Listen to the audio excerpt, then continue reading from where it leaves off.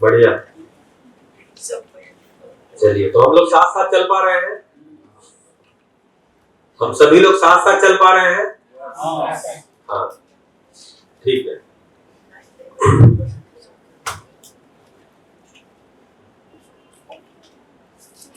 तो आज जो है सीलेज में बच्चों के साथ एक बात किया, वहां कुछ ऐसी घटना हुई थी कि कोई बच्चा जो है वो मतलब एक स्कूल में बोर्ड पे आते ही जय श्री राम लिखता था, फिर सबको नमस्ते की जगह जय श्री राम बोलने लग गया था बच्चा।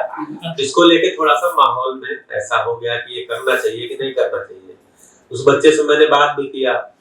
तो क्या है, अब बच्चे ने अगर कोई कुछ ऐसा किया है तो उसका दोषी वो बच्चा ही नहीं है।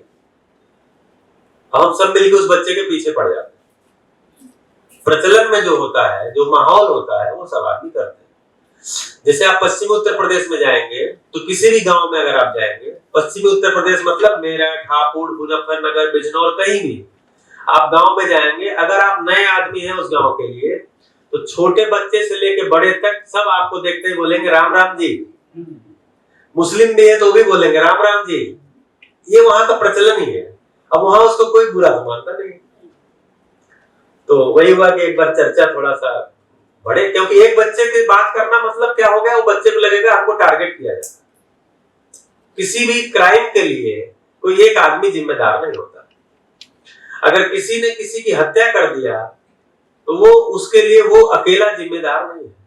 उसकी ये मानसिकता पैदा करने में कितने लोग लगे थे, शिक्षा ने क्या किया, उसके परिवार ने क्या किया उसके साथ, इसकी ऐसी मेंटालिटी बनी क्यों? हम क्या है, उसी के पीछे पड़े रहते हैं जिसने क्राइम किया।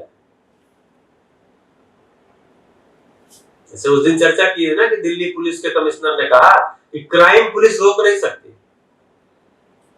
क्योंकि सामने वाला किस मानसिकता के पास बैठा है, वो पुलिस के पास कोई टूल नहीं है कि पहचान ले। जैसे सुबह चर्चा हुआ ना कि विचार को हम पढ़ ही नहीं सकते। आप बढ़िया कपड़ा लत्ता पहने हुए, बढ़िया से बात करते हुए, मीठी बोली बोलते हुए, एकदम आराम से बात करते हुए, और आप कोई घटना घटा दे रहे हैं, अब कौन जान रहा है? ठीक है। तो उसमें एक चर्चा हुआ, तो उसमें चर्चा में आया कि हम लोग जो है अपने जो सनातन हिंदू पद्धति है उसमें गणेश जी की पूजा सबसे पहले क्यों करते हैं। ये मैंने प्रश्न किया बच्चों से। पूज्यता एक शब्द आया था, आज मूल्यों में आएगा कि पूज्यता कहते किसको है। तो उसमें बच्चों ने वो कहानी, एक बच्चे ने वो कहानी सुनाया कि चूंकि एक बार सभी किस देवता की पहले पूजा हो तो उसके लिए कंपटीशन रखा गया कि जो दुनिया का चक्कर पहले लगा के आ जाएगा उसकी पहले पूजा होगी। तो सब लोग अपना अपना वाहन लेके चक्कर लगाने चले गए। अब गणेश जी का वाहन तो चूहा था, वो कितना दौड़ेंगे, तो उन्होंने सोचा माता पिता का चक्कर लगा ले। उन्हीं का चक्कर लगा करके आ गए और बोले कि मेरा तो जल्दी हो गया। तो लोगों ने उनको कहा कि हाँ ये अच्छा है, और फिर उनको प्रथम देव माना। ये कहानी है, लेकिन एजुकेशन में जब बात करेंगे तो कहानी से बात नहीं बनती है, उसका लॉजिक और उस पर रिफ्लेक्शन भी लेना जरूरी होता है। लॉजिक क्या है? तो पूज्यता जो शब्द है, श्रद्धा का शिष्ट मूल्य है पूज्यता। अभी और इस पे चर्चा तो होगी ही। तो श्रद्धा जो होती है, तो जैसे हमको यहां तक पहुंचना है, मुझे यहां तक जाना है, मुझे लक्ष्य का पता है, या मानव को यहां तक जाना है, लक्ष्य का पता है, यानी जागृत होना, अनुभव संपन्न होना। अब इसमें कोई यहां है, कोई यहां है, कोई यहां है, कोई यहां है। मैं अगर यहां हूं, दूसरा यहां है, और मैं इसको पहचान पा रहा हूं, तो इसके प्रति श्रद्धा होगा कि नहीं होगा? हमसे श्रेष्ठ है।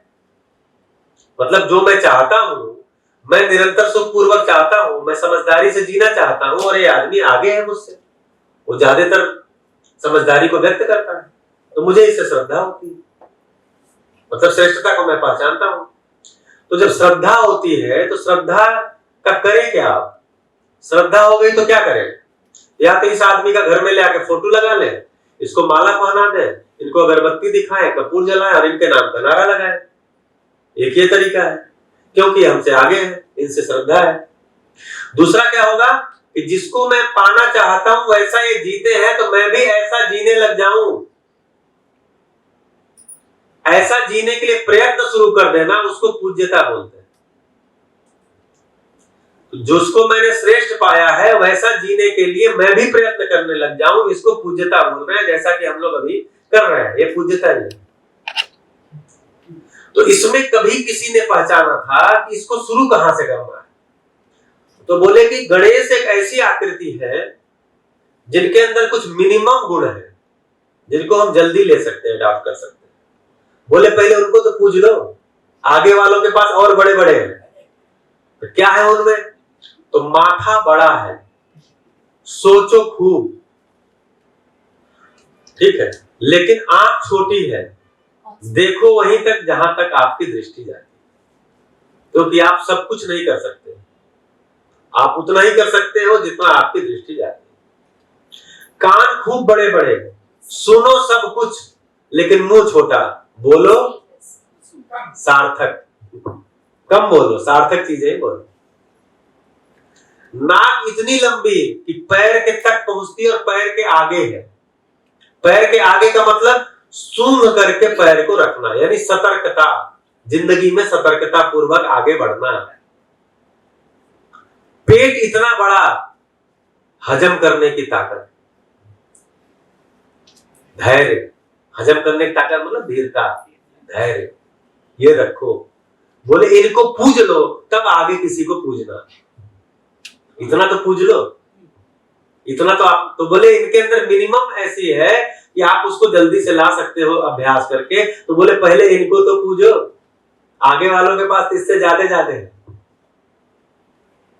तो हम लॉजिकली कोई बात नहीं रखते, कहानी सुना दिया, कहानी सुना के आगे बढ़ गए, बोले मान लो तुम, तो लॉजिक है नहीं हमारे पास, इसलिए रखते भी नहीं। तो उस वहां पे रखा हमने इस बात को। आज अब हम कुछ कह नहीं रहे हैं, किसी बच्चे को भी टारगेट नहीं कर रहे, कुछ नहीं कर रहे हैं, लेकिन पूज्यता का असली अर्थ वहां पे रख रहे हैं। अब जितने भी महापुरुष हैं वो किस लिए हैं? वो हमारे आदर्श हैं। तो आदर्श का मतलब ये नहीं हुआ कि ये लो तुम्हारे हिस्से का कपूर, ये अगरबत्ती, ये पैसा, ये माला, तुम हमारा ध्यान रखना, हम तुम्हारे जैसे नहीं बन सकते।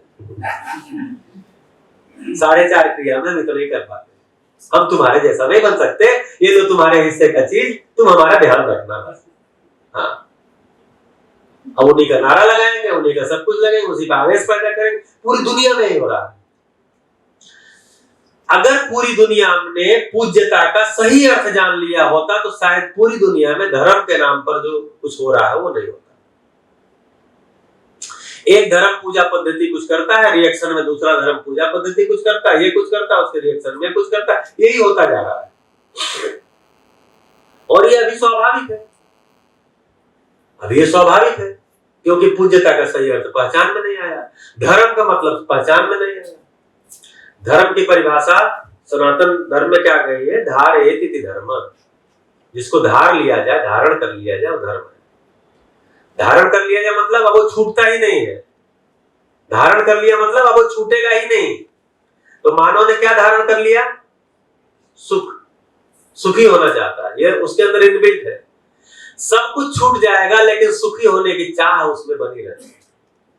शरीर वृद्ध हो गया है, बिस्तर से उठ नहीं पा रहा है, अपना कोई क्रियाकलाप कर नहीं पा रहा है, बिस्तर पे ही सारा टट्टी पेशाब उसके हो रहे हैं, उसको किसी तरह से खिलाया जा रहा है, ड्रिप से उसको खाना दिया जा रहा है, फिर भी कोई अपमान महसूस होता है तो रोता है। यानी उस समय भी सम्मान चाहिए, उस समय भी विश्वास चाहिए, यानी सुख उस समय भी चाहिए। सुख उससे छूटता ही नहीं है। शरीर छूटने को आ गया, सुख नहीं छूटता है। इसका मतलब सुख को उसने धार लिया है, इसका मतलब सुख ही उसका धर्म है। तो मानव सुख धर्मी है, मानव का धर्म ही सुख है, वो सुखी होना चाहता ही है। मानव में व्यवस्था है, धर्म माने व्यवस्था, मानव में व्यवस्था ही यही है, सुखी होना चाहता है, दुखी होना चाहता है। कब चाहता है? आज वहां आनंद निकेतन में बच्चों से मैंने पूछा कि आप कोई एक पल, एक क्षण बताइए जब आप दुखी होना चाहते हैं। वो बच्चे 10th 11th 12th के थे। तो एक बच्चे ने बोला कि जब हमारे घर में किसी का निधन हो जाता है तो हम उस समय दुखी होना चाहते हैं। ऐसा बोला उसने कि उस समय दिखाने के लिए ठीक है। तो एक्चुअली हम दुखी होते हैं क्यों? क्योंकि उस समय हमारा सुख खंडित हुआ है, चाहते तो हम सुखी होना है। फिर बच्चों से बात हुआ, 5-7 मिनट इसमें लगा, 10 मिनट लगा इसको सेटल करने में। अंत में सबने कहा नहीं, बात तो सही है, उस संबंधी से, क्योंकि संबंधी के बगैर मुझे दुख होगा, इसलिए मैं दुखी हो रहा हूं। होना तो सुखी चाहता हूं, चाहना तो उस समय सुख की ही बनी हुई है, मिला नहीं है इसलिए दुखी हुआ हूं। दुख चाहता उस समय भी नहीं तो हम चाहते सामने वाला मर जाए। वे दुखी होना चाहते हैं और हम अपने संबंधी के मरने पे दुखी होंगे, और मैं दुखी होना चाहता हूं, इसलिए मैं चाहता हूं मेरा संबंधी मर जाए। तब तो यही करते ना, हम नहीं चाहते मेरा संबंधी मरे, इसका मतलब दुखी होना नहीं।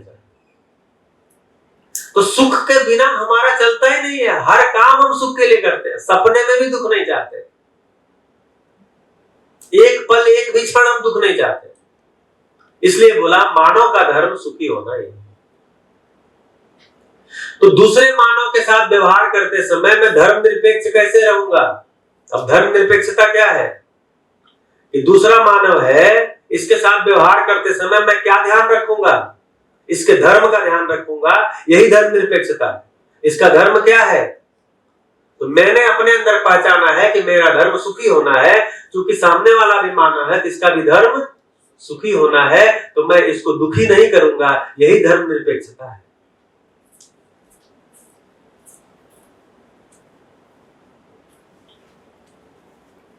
पेड़ पौधे पुष्टि चाहते हैं, पेड़ पौधों के अंदर पुष्टि, ये उनके अंदर इनबिल्ट है। पुष्ट होना मतलब वो बड़े होंगे, मोटे होंगे, फल आएगा, फूल आएगा, तना आएगा, बीज बनेगा, अन्य ऐसे कर होता है। अब उसको हम काट दिए, ये धर्मनिरपेक्षता नहीं, उसके धर्म को हमने, उसका धर्म पुष्टि ही है, हमने उसके धर्म के साथ खिलवाड़ किया। अब इसी से जीव हत्या को भी जोड़ सकते हैं। सभी जीव जंतु जीना चाहते हैं, एक भी जीव जंतु मरना नहीं चाहता, कोई भी जीव जंतु मरना नहीं चाहता। जब जब उसको मृत्यु का खतरा होता है वो भागता है, जगह बदलता है, छुपता है, कोई उपाय ढूंढता है।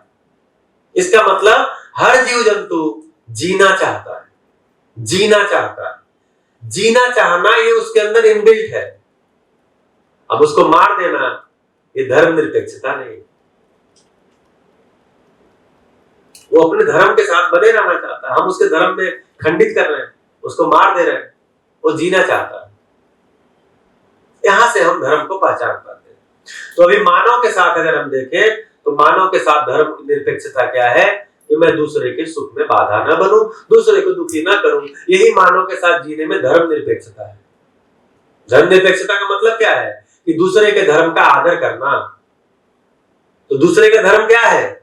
सुख, तो वो उसके सुख में बाधा नहीं बनना, उसको दुखी नहीं करना, यही धर्म निरपेक्षता है मानव के साथ। अब ये सुख में बाधा क्यों पड़ जाता है? क्योंकि मेरा सुख अलग, इसका सुख अलग, इसलिए बाधा पड़ता है। मसाला उतना ही, आहार निद्रा भय मैथुन। किसी का आहार जोर मार रहा है, किसी का उसी समय काम जोर, मैथुन जोर मार रहा है, किसी का नींद जोर मार रहा है, किसी का भय जोर मार रहा है, किसी का मैथुन जोर मार रहा है। अब उसमें अलग अलग तरह के सुख तलाशने में लगे हुए हैं, इसलिए मैच नहीं हो रहा है, इसलिए हम धर्मनिरपेक्षता से नहीं जी पा रहे, क्योंकि आहार निद्रा भय मैथुन में समानता होगी ही नहीं। सबको एक ही समय चारों चीज नहीं चाहिए होता। जिसका पेट भरा हुआ है वो आराम ढूंढेगा, जिसका पेट नहीं भरा हुआ वो खाना ढूंढेगा।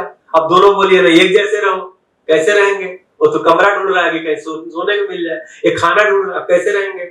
तो आहार निद्रा भय मैथुन के मामले में समानता नहीं हो सकती। और फिर आहार का भी सबका अलग अलग तरह का स्वाद है, किसी को कुछ अच्छा लगता है, किसी को कुछ अच्छा लगता है, उसमें हम समानता ढूंढेंगे, कैसे होगा?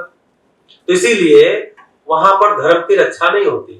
तो न्याय जब पकड़ में आता है तो न्याय वाली चीजें सबको एक जैसी चाहिए, विश्वास सबको एक जैसा ही चाहिए, सम्मान सबको एक जैसा ही चाहिए, स्नेह सबको एक जैसा ही चाहिए।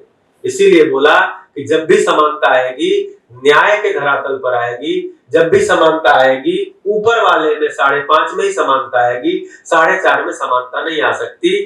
तभी हम मानव को समान पहचान पाएंगे, देख पाएंगे, तभी हम मानव के साथ धर्मनिरपेक्ष व्यवहार कर पाएंगे।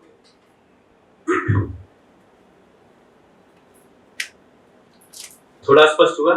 आप ही के लिए मैं बोला हूं, क्योंकि आपने कहा था कि थोड़ा न्याय और धर्म की ओर चर्चा कर ली जाए, तो इसको थोड़ा सा पूरा कर लेते हैं, फिर आज हम लोग मूल्यों पर आएंगे। तो जीवन को देखें तो आत्मा मध्यांश है, बुद्धि ये कल किया था, चित्त, वृत्ति, मन, और ये शरीर से ऐसे कनेक्ट है, तो मन शरीर के ज्यादा करीब है। इस ढंग से देखें तो बाहरी दुनिया से शरीर दूसरे मानव, पेड़, पक्षी, पशु पक्षी से करता है, तो वस्तु के रूप में जीवन मध्यांश है, चार परिवेशों के रूप में क्रियाशील इकाई। इसको हम थोड़ा सा करेंगे। जो यहाँ पर कल डायग्राम बनाया था, मैं और दूसरा, उसी का थोड़ा सा एडवांस है ये। केवल विचार कार्य व्यवहार तक हम लोगों ने किया था कि मैं विचार पूर्वक जीता हूं, दूसरा भी विचार पूर्वक जीता है। विचार हम दोनों के मैच नहीं करते, इसलिए हमें दिक्कत होती है। विचार कैसे मिलेंगे? जब मैं मेहनत करता हूं और मूल्यों को समझता हूं, मैं मेहनत करता हूं और मूल्यों को समझता हूं, तब मेरे विचार मूल्यों से आते हैं, और विचार का मूल्यांकन भी मूल्यों के आधार पर होता है। ऐसी स्थिति में मेरे विचार अब निश्चित होते हैं। ये भी थोड़ी चर्चा मैंने बोर्ड पे किया था, डायग्राम नहीं बनाया था। अब दूसरा भी अगर मेहनत करता है, संबंधों का सुख यही है, दूसरा भी जब मेहनत करता है, वो भी मूल्यों को समझता है, उसके भी विचार मूल्यों से आते हैं, उसका भी मूल्यांकन मूल्यों के आधार पर होता है, तो वो भी पूरा जीता है। अब यहाँ विचार मिलते हैं, संबंधों का सुख यहीं पर है, संबंधों का सुख यहीं पर है, इस सीमा में ही है। अभी यही नहीं रुकते हैं, मूल्य भी निश्चित होते हैं व्यवस्था को समझकर। मैं व्यवस्था को समझता हूं, तो व्यवस्था को समझने बोध हो गया, मूल्य तक साक्षात्कार है, बोध हो गया, तो मैं व्यवस्था को समझता हूं, तब मूल्य मुझे व्यवस्था में पकड़ में आते हैं, उसके अनुसार मेरे विचार बनते हैं, वैसा मैं कार्य व्यवहार करता हूं, उसके आधार पर मेरे विचार में जो इनपुट आता है, उसको मूल्यों के आधार पर मैं मूल्यांकन करता हूं, और व्यवस्था में स्पष्ट, कैनवास पे स्पष्ट मैं उसे देख भी पाता हूं, हाँ ये भागीदारी है। ऐसी स्थिति में मेरा जीना तालमेल पूर्वक होता है, समाज और प्रकृति में सही जीने की समझ होती है। जो व्यवस्था में हार्मनी कह रहे हैं, वो समाज और प्रकृति में सही जीने की समझ, जो मूल्य में हार्मनी कह रहे हैं, वो संबंधों में सही जीने की समझ। तो हमको यही सेल्फ एक्सप्लोरेशन है। अब ये जो सेल्फ है, ये आप देखेंगे, ये देखिए वो सेल्फ अभी छोटा है, अभी एक्सप्लोर करते हैं तो बड़ा होता है, ठीक है। इसको मतलब एक डिजाइन बनाया है एक विजुअलाइजेशन के लिए, यही सेल्फ एक्सप्लोरेशन है। सेल्फ को एक्सप्लोर कर रहे हैं, यही सेल्फ एक्सप्लोरेशन है, यही सेल्फ डिस्कवरी है। ये सेल्फ एक्सप्लोरेशन है, सेल्फ डिस्कवरी है। सेल्फ को समझने से ही सेल्फ कॉन्फिडेंस आता है। अगर सेल्फ को नहीं समझा तो कभी भी सेल्फ कॉन्फिडेंस नहीं आएगा। सामान हम चाहे जितना इकट्ठा कर लें, हमको अपने पर विश्वास, भरोसा नहीं आएगा, हम भय में ही रहेंगे, भय में ही रहेंगे। सेल्फ कॉन्फिडेंस का जो तरीका है वो सेल्फ डिस्कवरी ही है, सेल्फ एक्सप्लोरेशन ही है। यानी अंदर की तरफ यात्रा, अंदर की तरफ यात्रा।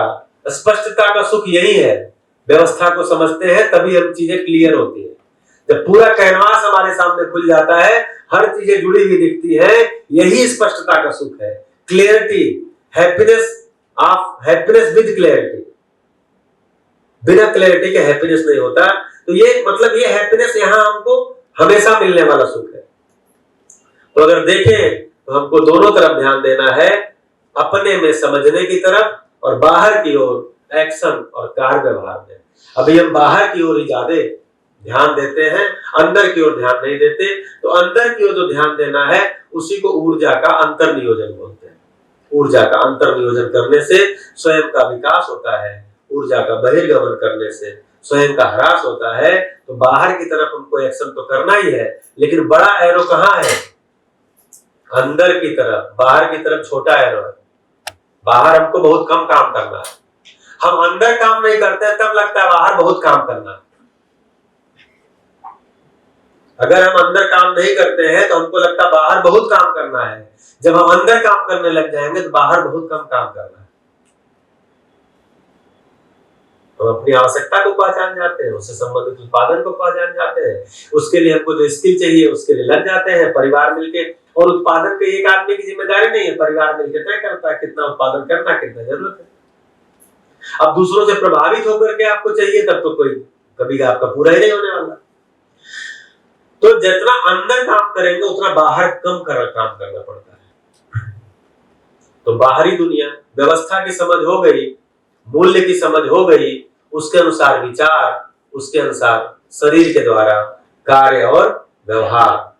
तो हैप्पीनेस ट्रायड एक हम लोग हैप्पीनेस में यूज करते हैं कि हैप्पीनेस हमको 3 तरह से मिलता है। एक तो मिलता है इंद्रियों के माध्यम से, ये खुशी हमको मिलती है, अच्छा चाय पी लिया, अच्छा गाना सुन लिया, इंद्रियों का उपयोग करके कोई सुख ले लिया, ये भी सुख है। इसको क्षणिक सुख बोलते हैं, मोमेंट्री हैप्पीनेस बोलते हैं। इसको थोड़ा मैं जल्दी चला रहा हूं। दूसरा सुख मिलता है भावों में सामंजस्य से। मैं किसी के साथ तृप्ति पूर्वक, तालमेल पूर्वक जी लिया, वो पल को याद करके भी खुशी रहती है, यानी वो खुशी मेरे में देर तक बनी रहती है, तो इसको गहरी खुशी बोलते हैं, डीपर हैप्पीनेस, देर तक मेरे में बनी रहती है। तीसरा जो अभी इसके पहले चार्ट आया था, स्पष्टता का सुख, लक्ष्य स्पष्ट होना, लक्ष्य स्पष्ट होना, प्रयोजन स्पष्ट होना, क्लैरिटी होना, ये भी सुख है। ये सुख हमारे में जो है, इसको सस्टेनेबल हैप्पीनेस बोलते हैं, स्थायी खुशी बोलते हैं। शिक्षा का काम क्या है? क्षणिक खुशी से गहरी खुशी की तरफ ले जाना और गहरी खुशी से स्थायी खुशी की तरफ ले जाना, ये शिक्षा का काम, इसमें हम लोग लगे हुए हैं। तो फिर वही व्यवस्था की समझ होगी, भाव स्थिरता। तो व्यवस्था की समझ होना और भाव की समझ होना, इसी को अपने अंदर की खुशी कहते हैं। अपने अंदर की खुशी, इसी से जुड़ी हुई एक कहानी है हैप्पीनेस में, राबिया की सुई। ये खुशी तो अंदर है। आप लोगों ने सुना है? नहीं सुना है तो मैं सुनाता हूँ। राबिया की सुई। एक गांव में लोग हमेशा एक दूसरे की बुराई करने में लगे रहते थे। यह उनके दुख का एक बड़ा कारण था। गांव में एक संत महिला राबिया रहती थी। वह हमेशा लोगों को समझाती।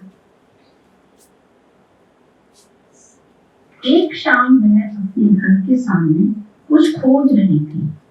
जो लोग वहां से गुजर रहे थे, उन्होंने राबिया को कुछ खोजते देखकर पूछा, क्या खो गया है? राबिया ने जवाब दिया, मेरी सुई गिर गई है। उन्होंने सोचा, बूढ़ी महिला है और आंखें भी कमजोर हैं, इसकी मदद करनी चाहिए। वे लोग भी उसके साथ मिलकर सुई खोजने लग गए। लेकिन तभी उनमें से किसी एक के मन में सवाल आया कि सुई तो बहुत छोटी चीज है, जब तक ठीक से पता न चले कि कहाँ गिरी है, तो इतने बड़े रास्ते पर कहाँ खोजते रहेंगे। उसने राबिया से पूछा, माँ जी, यह तो बता दो कि सुई गिरी कहाँ है। राबिया ने कहा, सुई तो घर के भीतर गिरी है। राबिया का जवाब सुनते ही गांव के लोग चकित रह गए और कहने लगे कि हो ना हो माई पागल हो गई है। सुई घर के भीतर गिरी है और यह घर के बाहर खोज रही है। यह बात जब उन्होंने राबिया से पूछी तो राबिया ने कहा, यह तो मुझे भी पता है, लेकिन भीतर अंधेरा है और बाहर रोशनी है। अंधेरे में खोजूं तो कैसे खोजूं? सुई तो केवल रोशनी में ही खोज सकते हैं। यह जवाब सुनकर तो गांव वाले हंसने लगे।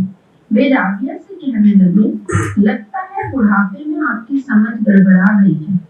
घर में अगर रोशनी नहीं भी है तो खोजना तो घर में ही पड़ेगा। अब हंसने की बारी राबिया की थी।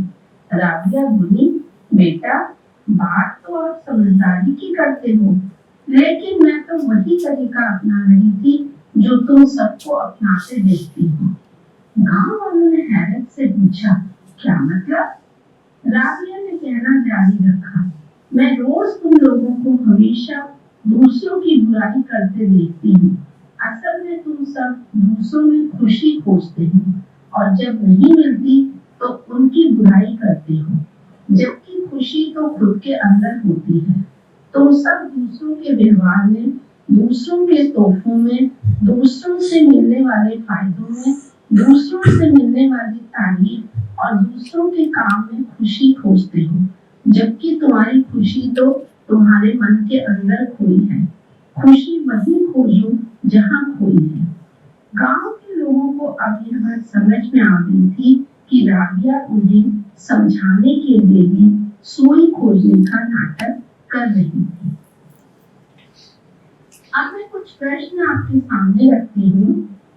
दूसरों की बुराई करने वाले लोग दूसरों में खुशी ढूंढ रहे होते हैं या अपने अंदर खुशी ढूंढ रहे होते हैं? चलिए, इसमें प्रश्न है कई सारे, प्रश्न लेकर के आएंगे। गीता बहन है, ये दिल्ली में अभी ABBRS ली है, टीचर है, हैप्पीनेस टीचर है, ये अध्ययन भी की है 1 साल। तो ये कुछ कहानियों को ये वीडियो बना करके और डालिए, हैप्पीनेस की कहानियां। कभी शिक्षा के मूल में देखेंगे, कभी शिक्षा के मूल में केवल शरीर का अध्ययन कराया जाता है। प्रचलित शिक्षा में अभी केवल शरीर का अध्ययन कराया जाता है। यहां बताया जा रहा है कि केवल शरीर नहीं है, जीवन भी। तो शरीर और जीवन दोनों का जब अध्ययन करते हैं तब मानव का अध्ययन कर पाएंगे, नहीं तो मानव का अध्ययन नहीं कर पाएंगे। क्योंकि शरीर की जरूरतें भौतिक चीजें हैं, भौतिक वस्तुएं हैं, इसलिए शरीर का अध्ययन केवल करके मानव का अध्ययन नहीं हो सकता। जीवन की जो जरूरतें हैं वो भौतिक चीजें नहीं है, सुख है, हैप्पीनेस है, भाव चाहिए। इसलिए मानव का अध्ययन करना है तो जीवन की आवश्यकता चूंकि सुख है, ये समझ से आएगी, नासमझी से दुख होगा, समझदारी से सुख होगा। तो शिक्षा के मूल में ये है, ये होता है तो शिक्षा पूरी होती है। नमस्कार, समाचार समाप्त हुए।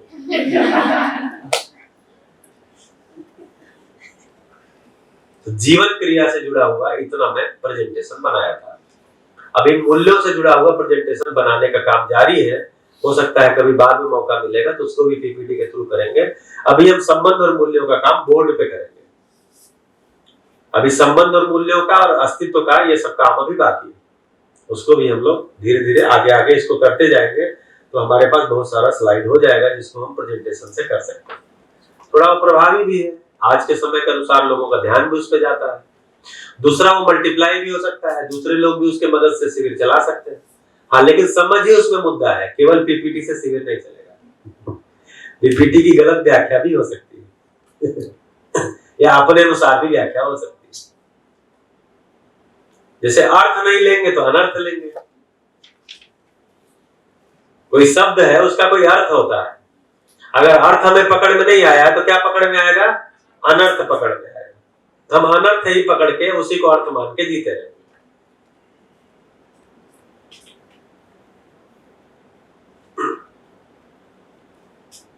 जैसे एक कहानी है, कृतज्ञता से जुड़ा हुआ कहानी है, बड़ा आदमी।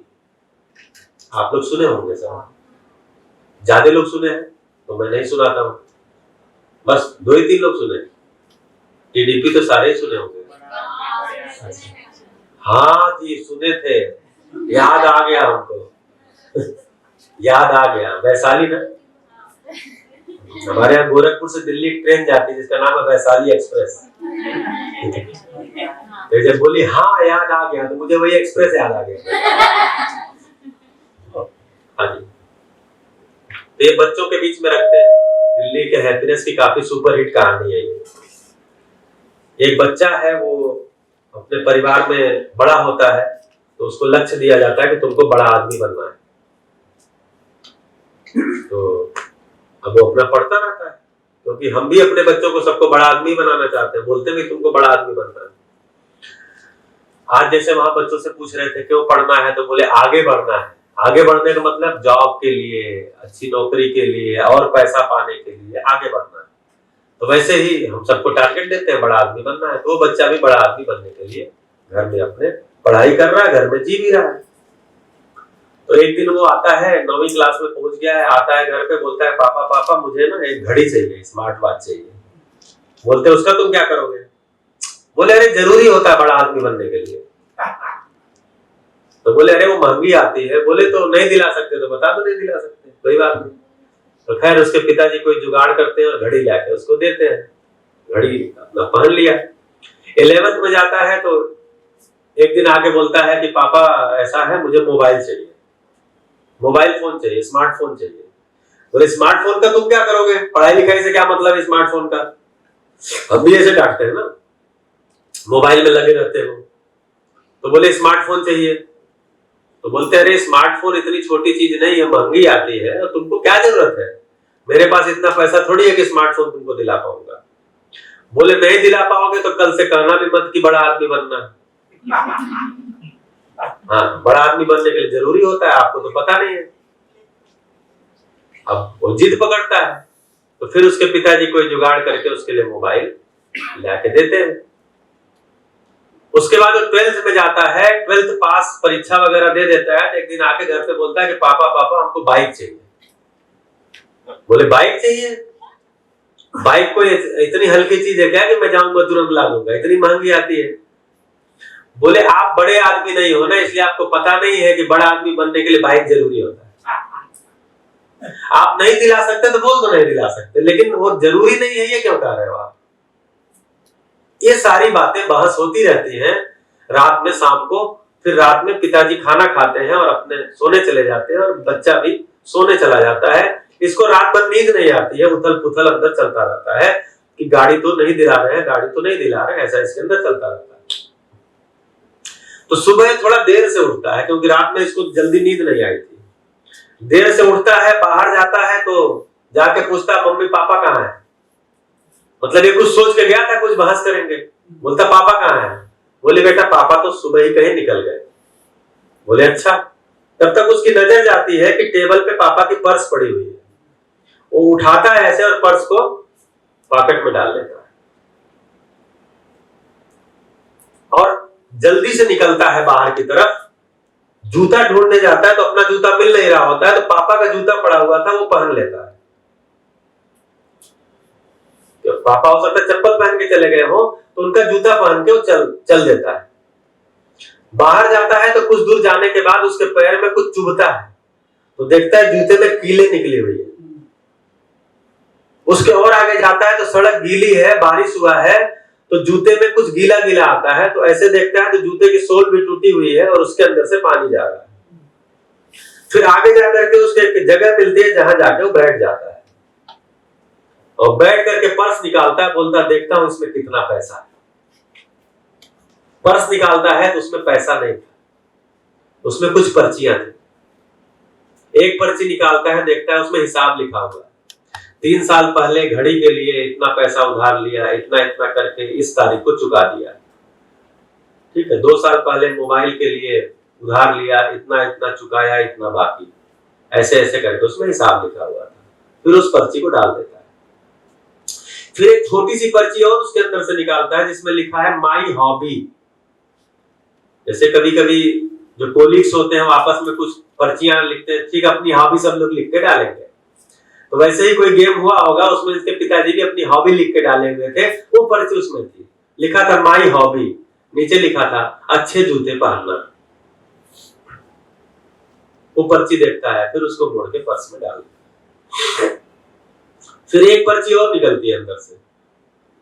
वो पर्ची वो बड़ा सा धमाका ऑफर, आजकल अखबारों में डाल के आता है ना, धमाका ऑफर, एक के बदले एक फ्री, इसके बदले ये ले जाओ, महासेल, ऐसे रहता है। तो वैसे उसमें धमाका ऑफर, पुरानी स्कूटर के बदले नई मोटरसाइकिल ले जाइए, ये लिखा हुआ। अब वो बच्चा वो पर्ची देखता है, कुछ सोचता है, फिर पर्ची को मोड़ के पर्स में डालता है और भागता हुआ घर आता है। घर पे आके पूछता है कि मम्मी पापा आए? बोले नहीं आए, पता नहीं कहाँ गए। तो बोलता है मुझे पता है कहाँ गए। फिर जो पर्ची में जो पता लिखा था उस पते पर भाग के जाता है उस दुकान के पास। तो ऐसे शीशे का दरवाजा है, देखता है कि पिताजी की स्कूटर बाहर खड़ी है और अंदर पिताजी सेल्समैन से कुछ बातचीत कर रहे हैं। ये दौड़ता हुआ गेट खोल के अंदर घुसता है, बोलता है पापा क्या कर रहे हैं? बोले बेटा तुम्हारे लिए मोटरसाइकिल ले रहे हैं। बोले अपनी स्कूटर देकर? बोले हाँ, तुमको बड़ा आदमी बनाना है, बड़ा आदमी बनने के लिए मोटरसाइकिल जरूरी होता है। तो फिर वो पिताजी का पैर छूता है और बोलता है कि पापा आप घर चलिए, मुझे मोटरसाइकिल नहीं चाहिए, मुझे बड़ा आदमी बनना है लेकिन आप जैसा। कहानी यहां खत्म हो जाती है। अब इस पे चर्चा कराते हैं क्लासरूम में कि आपने भी अपने घर में कभी जिद की हो किसी ऐसे चीज के लिए जो जरूरी नहीं था, फिर भी आपने जिद किया हो तो बताइए। तो बच्चे बताते हैं, आपसे अभी नहीं लेंगे क्योंकि हमको और आगे बढ़ना है। फिर बच्चे बताते हैं, फिर इसमें प्रश्न करते हैं, आपने किसी ऐसे चीज के लिए घर में जिद किया जो जरूरी नहीं था और बाद में आपको पता चला है जरूरी नहीं था, तो आपको कैसा लगा? आप क्या महसूस किए? आपके घर में क्या सामान आना है ये कौन तय करता है? परिवार के लोग बैठ करके तय करते हैं या किसी एक का निर्णय हो जाता है? तो अभी जनरली क्या होता है, बड़े लोग निर्णय कर लेते हैं, बच्चों से कोई राय नहीं लेता। जबकि परिवार में कोई सामान आना है तो सभा विधि से तय होना चाहिए, परिवार में मिल बैठ के। फिर आपके परिवार में अगर 4-5 चीजों की जरूरत है तो क्या उसकी कोई हायरार्की लिस्ट बनती है, ग्रेडिंग होती है कि 1 नंबर पे, 2 नंबर पे, 3 नंबर पे, उसमें से पहले 1 नंबर वाले आएगा? नहीं, पता चलता 8वें नंबर वाला पहले आ गया। तो ये सब चर्चा भी इसमें क्वेश्चन में हम लोग करते हैं। फिर बच्चों से बोलते हैं कि घर पे जाकर के आप देखिएगा आपके घर में कौन सी उपयोगी चीज है जो नहीं है और कौन सी अनुपयोगी चीज आपके घर में आ गई है जिसका वास्तव में कोई उपयोग नहीं, और किसके कारण आई। अपने घर में अपने छोटे भाई बहन को कहानी सुनाइएगा, अपने पड़ोस में, आपके घर में छोटा भाई बहन है तो अपने पड़ोस में किसी को एक कहानी सुनाइएगा। ये भी असाइनमेंट देते हैं। फिर कल जो कुछ भी कहानी सुनाए रहेंगे उनसे पूछ के आएंगे तो उस पर कल हम लोग चर्चा करेंगे। ये सारा इसमें दिया जाता है।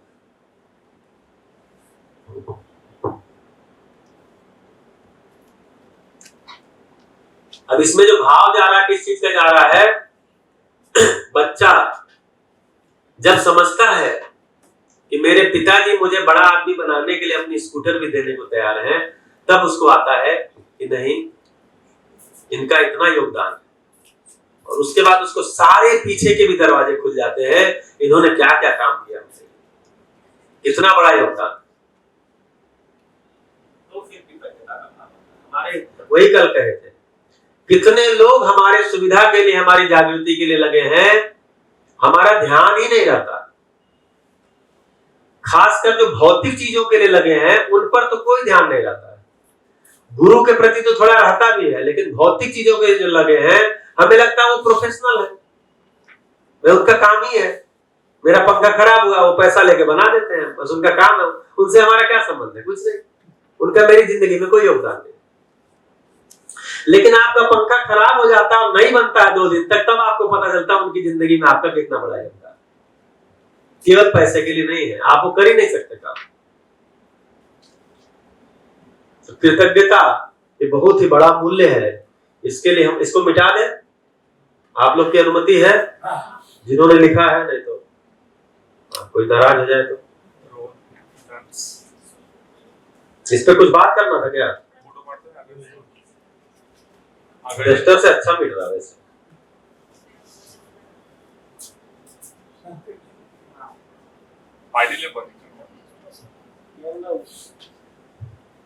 क्या फोटो लेना था सर? ले लिए। चलो इसकी जरूरत होगी तो स्क्रीन पे ला देंगे, बात कर लेंगे। पूरा ही कर दीजिए क्योंकि अब हम लोग नया कंटेंट शुरू करने वाले हैं, संबंध और मूल्य।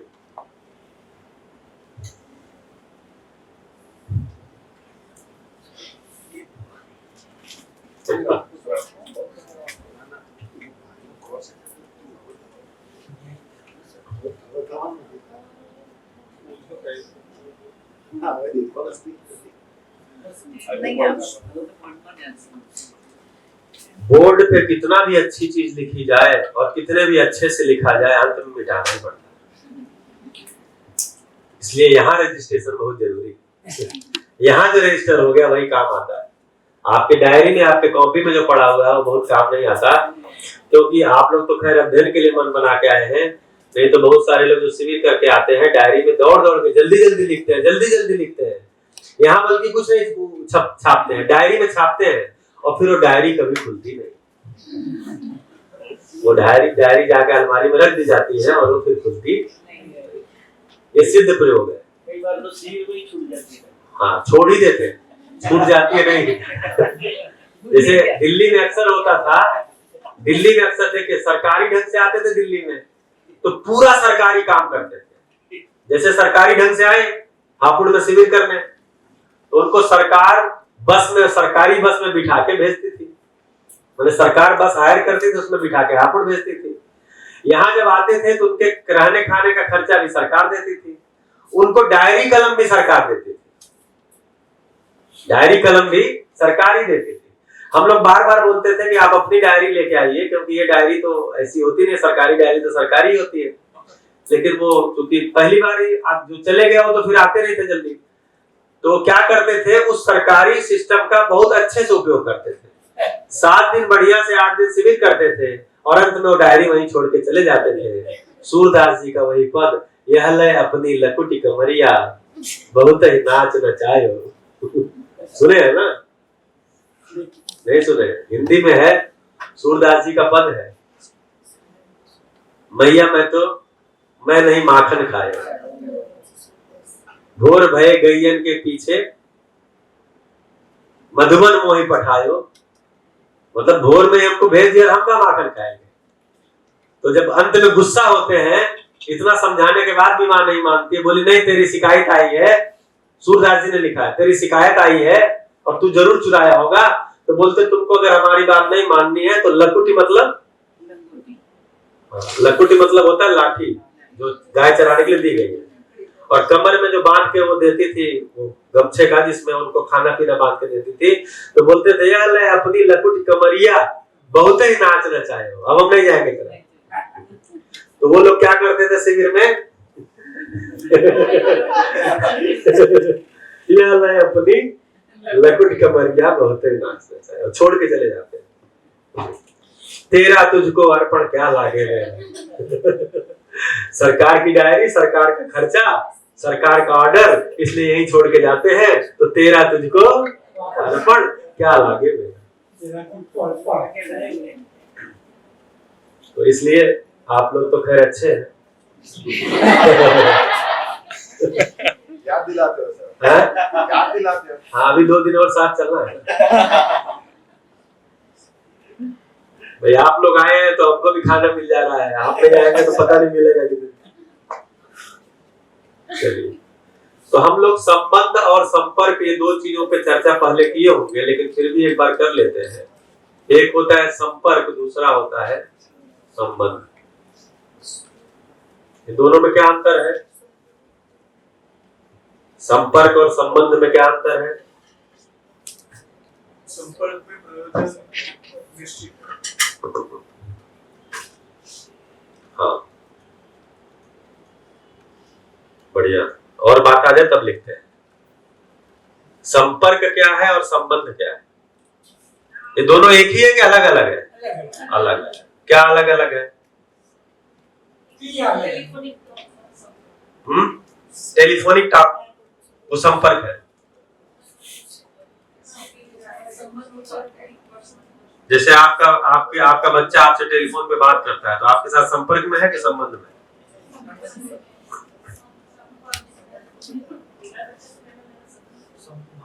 हाँ बताइए। लिमिटेड अफेयर है, संबंध में दायित्व होता है और कर्तव्य, और उसमें कर्तव्य होता है। यानी साथी सहयोगी संबंध में जो सहयोगी है वो संपर्क में होता है अपने साथी के साथ। अभी साथी सहयोगी संबंध लिखा था, साथी और सहयोगी संबंध में लिखा था कि जो साथी होता है वो दायित्व के साथ होता है और सहयोगी जो होता है वो कर्तव्य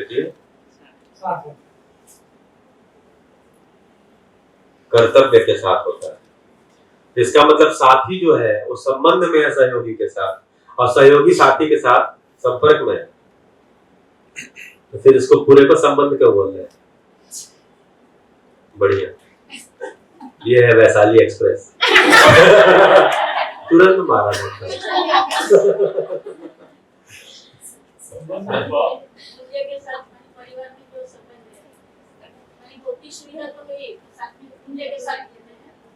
संपर्क में बाहर उनकी सुविधा ज्यादा रहती है, उसके लिए जो गाड़ी करते हैं वो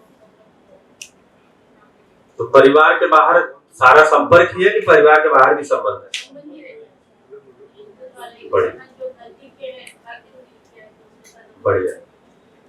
और संबंध एक एग्जिस्टेंशियल रियलिटी है जो है, और संपर्क जो हमारे कार्य व्यवहार में आता है वो जैसा कार्य व्यवहार संबंधियों के साथ भी करते हैं, केवल संपर्कियों के साथ करते हैं? नहीं, वो किसी के साथ में भी संभव है। अच्छा, मतलब संबंध में भी जब हम कार्य व्यवहार करते हैं तो संपर्क कहलाता है? हाँ जी, कहीं पे भी करेंगे वो संपर्क हो गया। बढ़िया। संबंध में अपेक्षा किसी पर भी सही परिभाषा। हाँ जी, संबंध और लोग ले ले।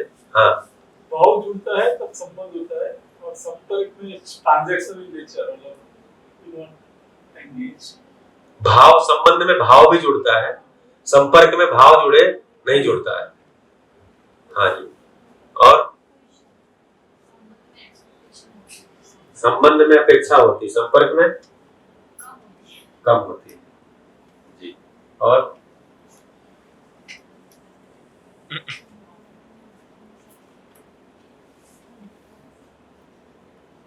जैसे भी विवाह का विकल्प निकाल लिया गया, विवाह संबंध है, अभी उसका एक विकल्प निकाला गया, क्या? Live in relation. ये क्या है? ये भी नाम तो रिलेशन ही है, ये संबंध है कि नहीं?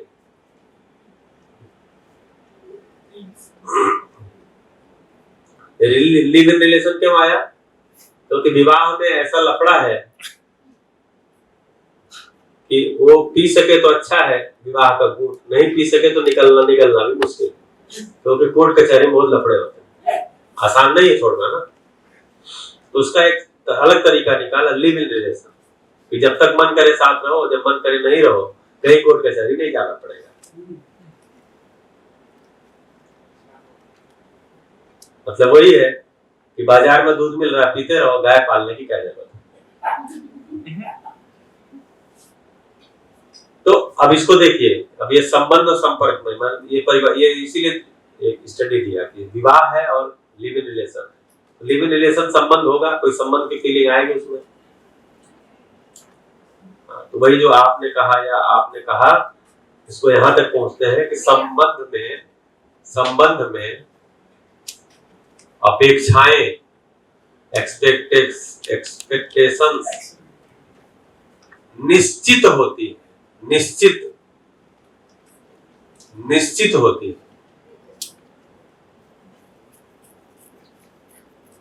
संपर्क में अपेक्षाएं होती तो है लेकिन निश्चित नहीं होती।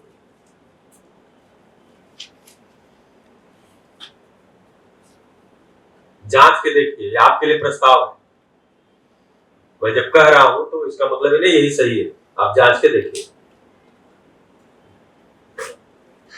जैसे मैं ट्रेन में बैठा हूं और 3 आदमी की सीट है, उसी समय एक चौथा आदमी चढ़ता है, हम 3 ऐसे बैठे हुए हैं, उसी समय एक चौथा आदमी चढ़ता है ट्रेन में, गेट से अंदर आता है, और हम तीनों को देखता है, हमारी सीट की तरफ भी देखता है, और हम तीनों में से कोई भी संबंध में उसके नहीं, पहचानते ही नहीं। अब वो इधर देखता है तो हम तीनों क्या करेंगे? थोड़ा थोड़ा पैर हिलाना। मतलब हमको नहीं लग रहा है कि इनको जगह देनी चाहिए, ये हमारे सुख में कहीं बाधा करेंगे, उसको भी एक्सपेक्टेशन नहीं है कि जगह देंगे। तो अगर सीधा साधा आदमी होगा हमारे जैसा, अपने को सीधा साधा बोल देने से काम बन जाता है, तो बेचारा चुप हो जाएगा। लेकिन अगर सीधा साधा नहीं है, थोड़ा सा रिएक्ट कर गया, परम जी जैसा नहीं है, आप लोग मत गेस करिए। तो वो क्या कहेगा? थोड़ा सरक जाइए, आप ट्रेन खरीद लिए हैं क्या? टिकट मैं भी लिया। मतलब उसको भी अपेक्षा नहीं है कि जगह देंगे, और हमको भी नहीं लग रहा है कि इनको जगह देना चाहिए। अब ये अपेक्षाएं मतलब क्या है कि बैठना तो है लेकिन निश्चित नहीं है। अच्छा दे भी सकते हैं, हम में से कोई हो सकता है, हम में से कोई दे भी दे जगह, नहीं भाई थोड़ा हट जाओ, इनको बैठ जाओ, हो सकता है दे दे, लेकिन निश्चित नहीं है कि देगा ही। निश्चित नहीं। लेकिन अब ट्रेन में मैं बैठा हूं, 3 लोग हम बैठे हैं और ऐसे ही आराम से बैठे हैं, उसी समय गेट से परम घुस रहे हैं। अब परम और मैं एक दूसरे को परिचित है पहले से, मित्र भाव, छोटे भाई, भाई का भाव में कुछ हमारा भाव है। तो परम जैसे ही गेट से घुसेंगे, इनको लगेगा अच्छा भैया बैठे हैं, इसका मतलब कुछ तो जुगाड़ हो जाएगा। और मैं भी सोचता हूँ यार छोटा भाई है, अब ये चढ़ा है तो इसको भी यात्रा करनी है, तो थोड़ा हम जगह देखे। तो इन लोगों से कहेंगे भैया थोड़ा थोड़ा सरक जाओ, आ जाइए परम जी आ बैठे। अब निश्चित है, इनको भी लग रहा है निश्चित है, संबंध को पहचान रहे, मैं भी पहचान रहा हूं। अब वहां निश्चित अपेक्षा, अगर मैं नहीं दिया, नहीं बिठाया, तो 4 जगह कह भी सकते हैं कि जो भैया शिविर में बोलते हैं ना, वो ऐसा व्यवहार नहीं होता। बोले कि क्या होगा, बोले अरे 3 लोग बैठे थे सीट पे, मैं ट्रेन में चढ़ा और मुझे बैठने को कहे ही नहीं, जबकि थोड़ा एडजस्ट कर सकते थे। ये जो बोलते हैं ना ठीक नहीं है। ऐसा क्यों बोलेंगे आप? क्योंकि आपको मुझसे अपेक्षा है। कोई और सीट नहीं दिया है तो आप शायद कहीं चर्चा नहीं करेंगे, क्योंकि आपका संबंध, आपकी अपेक्षा वहां निश्चित थी ही नहीं। इसीलिए हमको गिला शिकवा शिकायत संबंधियों से ही रहता है, क्योंकि वहां हमारी निश्चित अपेक्षा है। संपर्कियों से हमारा कोई गिला शिकवा शिकायत नहीं, क्योंकि वहां अपेक्षाएं निश्चित। तो संबंध का मतलब ही है अपेक्षा निश्चित है, संपर्क का मतलब ही है अपेक्षा निश्चित नहीं है। मिल गया तो अच्छी बात है, नहीं मिला तो कोई बात नहीं, भी मिला तो कोई बात, हम उसकी चर्चा भी नहीं करते, क्योंकि हमको अपेक्षा थी भी नहीं, निश्चित नहीं थी। इसलिए उसको संपर्क बोलते हैं, इसको संबंध बोलते हैं। तो जितने भी संबंध हैं, हर संबंध में अपेक्षाएं निश्चित है। इसलिए अगर कोई कहता है यार तुम्हारे दुख का कारण जानते हो क्या है, तुम एक्सपेक्टेशन मत रखो किसी से, कोई अपेक्षा रखो ही मत, बहुत सुखी रहोगे। अब ये केवल भाषा बनती है, जबकि संबंध में अपेक्षाएं हैं ही। आप उसको नकार नहीं सकते, उसको मिटा नहीं सकते, उससे दूर नहीं भाग सकते। संबंध है तो अपेक्षा है ही, फूटा गड़ा ही है वो। तो आप केवल ये भाषा है यार एक्सपेक्टेशन रखो ही मत, ये केवल भाषा है, अंदर से हमेशा अपेक्षा रहती है। तभी तो हम गिला शिकवा शिकायत करते रहते हैं, नहीं तो करते क्यों? ये म्युनिसिपल कॉर्पोरेशन जो है, अहमदाबाद म्युनिसिपल कॉर्पोरेशन, इससे ये हमारा व्यवस्थागत संबंध उससे है, क्योंकि मैं उसको टैक्स देता हूं और मैं उसको वोट देता हूं, दोनों चीजें देता हूं। वोट देता हूं, वोट देके अपना काउंसलर बनाता हूं, मेयर बनाता हूं, और मैं उसको टैक्स भी देता हूं। तो अपेक्षा है कि वो हमारे अगल बगल की सफाई कराएंगे और हमारे अगल बगल में सड़क इत्यादि बनवाएंगे, अपेक्षा है। अब वो नहीं बनवाए तो आप ये नहीं कह सकते नहीं इनसे अपेक्षा रखो ही मत। आप 4 जगह कहेंगे म्युनिसिपैलिटी ना ये वाली ठीक काम नहीं कर रही, सफाई नहीं हो रही, रोड देखो टूटी हुई है, इनको ध्यान ही नहीं है, क्या इसलिए वोट दिया इनको, हम क्यों टैक्स भरते हैं, हम शिकायत करेंगे। क्यों? क्योंकि संबंध है, इसलिए अपेक्षा है।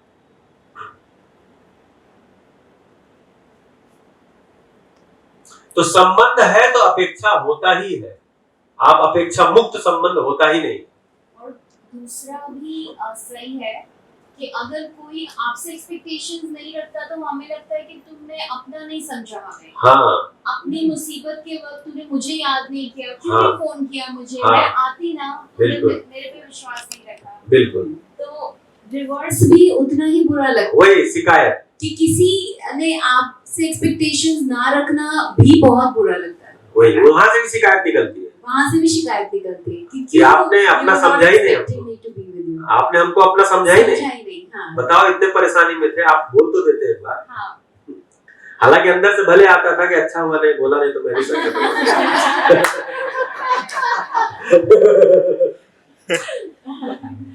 अब वो उस रिलेशन में केमिस्ट्री कितनी गहरी है इस पे डिपेंड करता है। अगर केमिस्ट्री गहरी है तो अंदर से आवाज निकलती है यार तुम एक बार तो याद किए होते।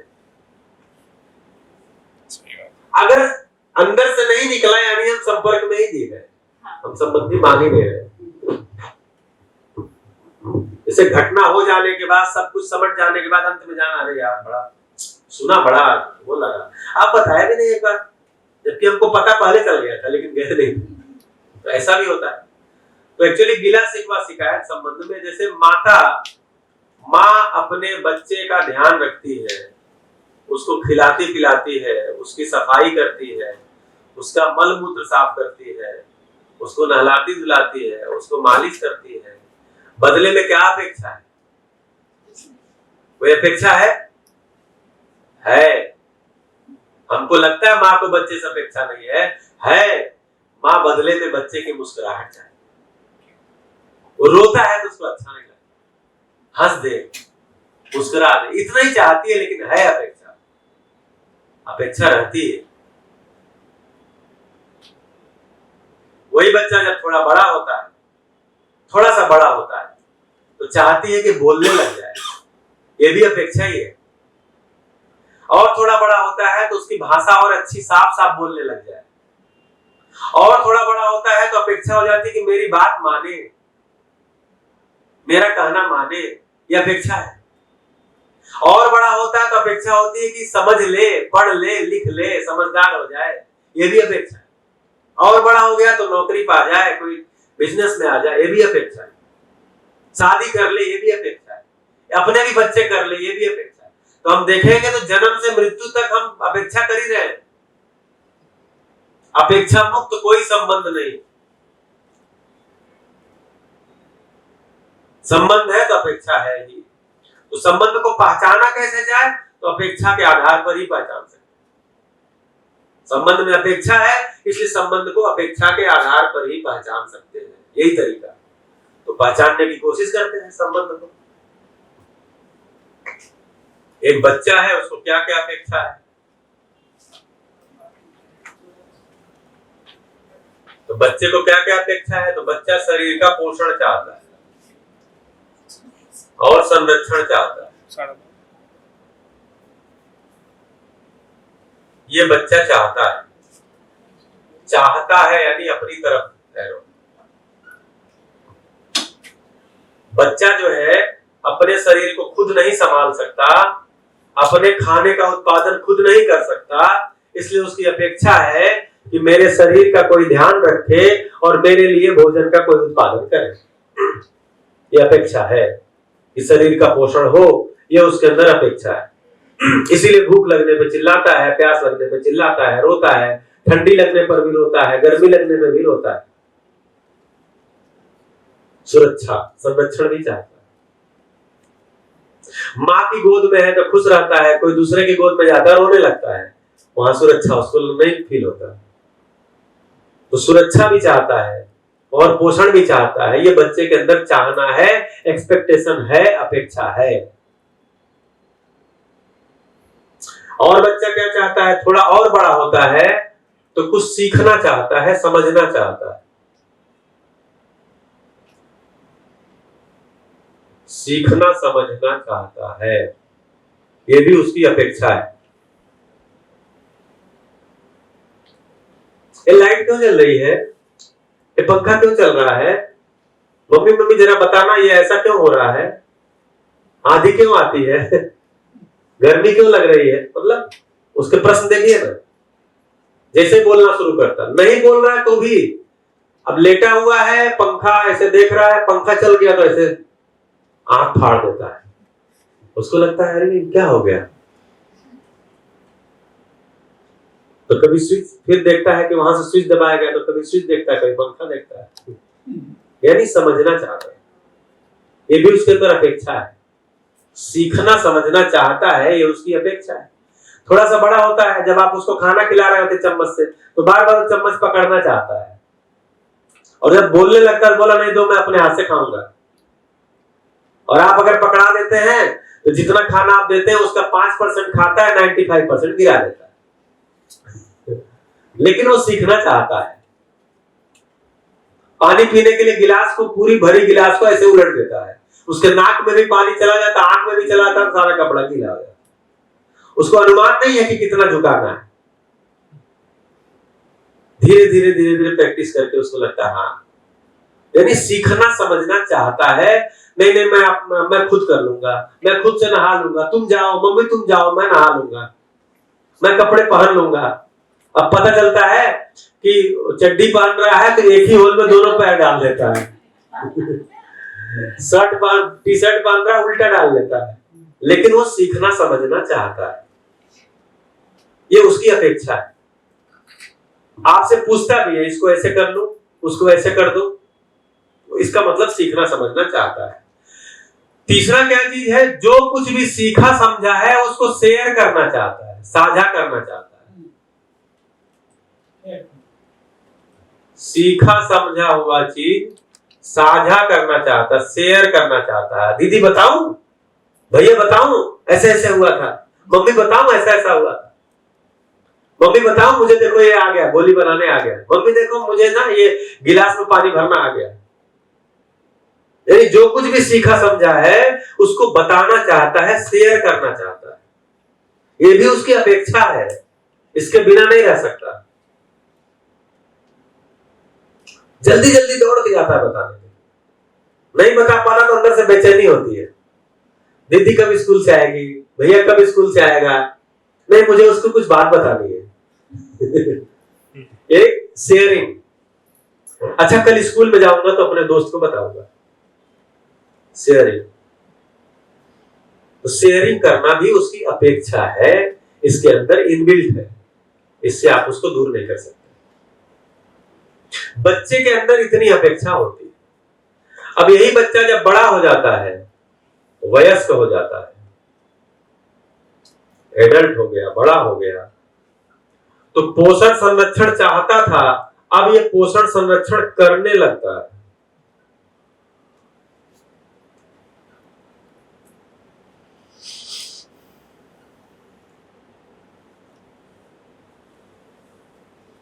अगर इसकी शादी हुई है, बच्चे हैं, तो अपने बच्चों का करता है, नहीं तो अपने परिवार में अन्य लोगों का करने लग जाता है।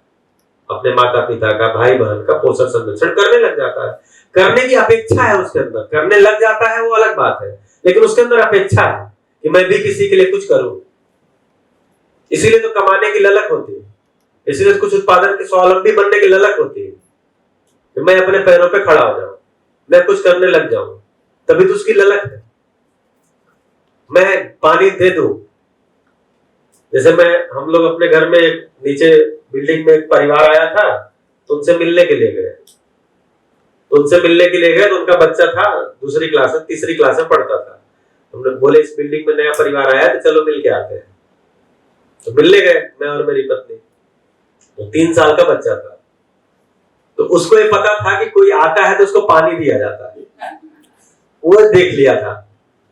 तो उसके मम्मी कहीं गई हुई थी और पापा सोए हुए थे, तो जब बेल बजाया तो पापा उठ के वॉशरूम में चले गए, मतलब वो दरवाजा खुलवाए फिर वॉशरूम में चले गए, और वो बच्चा, हम बैठ गए ऐसे, वो दौड़ के, अभी पापा आते मम्मी आते उसके पहले दौड़ के गया, और जो टंकी के पानी का आ रहा था समरसेबल का, और उसमें जूठे गिलास रखे हुए थे, उसी को जल्दी जल्दी धो के, उसमें कुछ दूध पड़ा हुआ था, उसी में पानी भर के लाता, बोला अंकल पानी पी लो।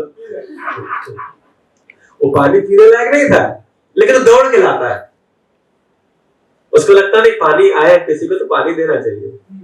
अब हम, मतलब उसकी पापा नाराज है, गंदा पानी ला दिया। हमने कहा अरे इसकी टेंडेंसी तो देखिए, कुछ तो होगी इस पे, इसके सेवा करने का देखिए, कुछ करने का मतलब हम भी कुछ करें, हम भी पोषण करें, हम भी संरक्षण करें। ये बच्चे के अंदर जब बड़ा होता है, वयस्क होता है, तो अभी अंदर से आती, जब वयस्क होता है तो इसकी करने की अपेक्षा और तेज हो जाती है और ज्यादा हो जाती है कि मैं भी पोषण संरक्षण करूं। सीखना समझना इसकी अपेक्षा थी, अब ये सिखाना समझाना इसकी अपेक्षा हो जाती है। ये सोचता मैं दूसरों को सिखाऊं और समझाऊं। सिखाना और समझाना ये अपेक्षा अब हो जाती है। बड़े होने पर सिखाना समझाना अपेक्षा हो जाती है, हर चीज पर राय देता है, उसकी राय अच्छी हो बुरी हो लेकिन देता जरूर है। नहीं ऐसे कर दो तो ठीक रहेगा, ऐसे कर दो तो ठीक रहेगा, मैं कह रहा हूं ऐसे करो, मैं मतलब राय देना यानी सिखाना समझाना, ये उसकी अपेक्षा रहती है। फिर अब बड़ा हो गया है तो पोषण संरक्षण कैसे करेगा? जब उत्पादन करेगा, कुछ उत्पादन करेगा, कुछ श्रम करेगा, जॉब करेगा, कुछ करेगा, तभी तो पोषण संरक्षण कर पाएगा। तो उस समय उसके उत्पादन करने की भी अपेक्षा हो जाती है, टेंडेंसी हो जाती है कि कुछ उत्पादन करो, ये अंदर से अपेक्षा आती है। भले ही कितने बड़े परिवार में पैदा हुआ हो, कितने भी पैसे का उसको, पैसे की कोई कमी ना हो, फिर भी उसको कुछ करने की हमेशा अंदर से टेंडेंसी रहती है, मन रहता है, अपेक्षा रहती है कि मैं कुछ करूं।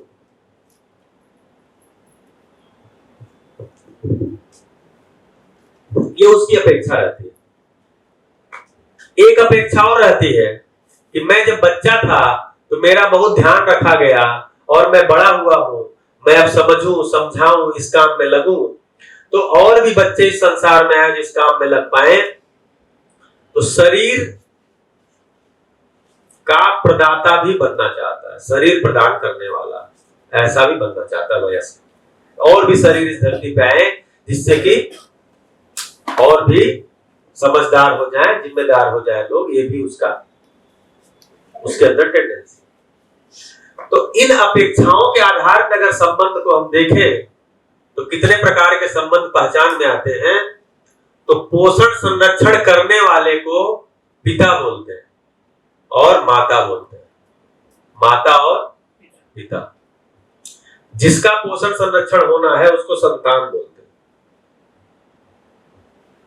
तो एक संबंध पहचान में आया, माता, पिता और संतान।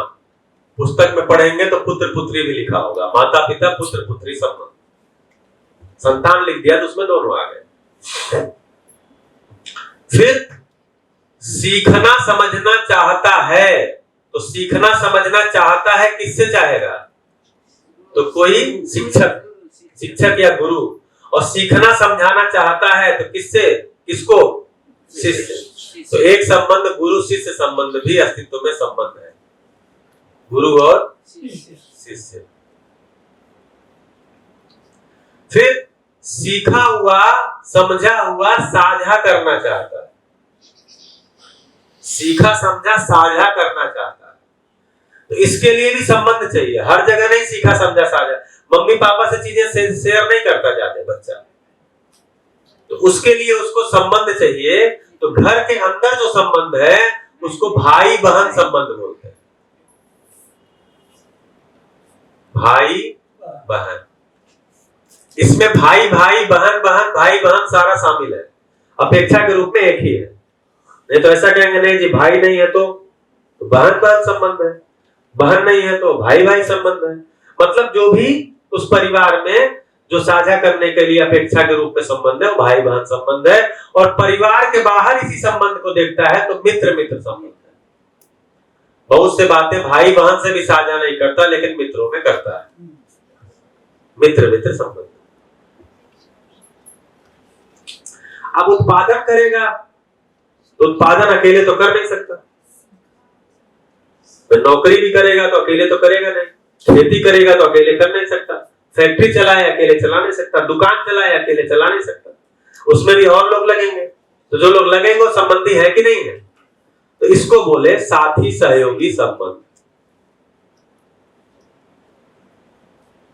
साथी सहयोगी संबंध। छठा, ये जो शरीर का प्रदाता है ये ब्लड रिलेशन भले ही नहीं होता है लेकिन इसे एक संबंध के रूप में पहचाना गया है, पति पत्नी संबंध। ये हायरार्की में 6वें नंबर पे नहीं है, नहीं तो आपको पता चलेगा नहीं 6वें नंबर का संबंध है। ये सातों संबंध समान है, नंबर केवल दिया जा रहा है गिनने के लिए। फिर एक संबंध और बच रहा है जो इसमें कहीं दिख तो नहीं रहा है लेकिन है। जैसे अभी मैंने चर्चा किया कि अहमदाबाद म्युनिसिपल कॉर्पोरेशन, उसमें हम वोट देते हैं, टैक्स देते हैं, और उनसे भी हमारी अपेक्षा है, उनसे भी अपेक्षा है। अब ये भी संबंधी है कि नहीं?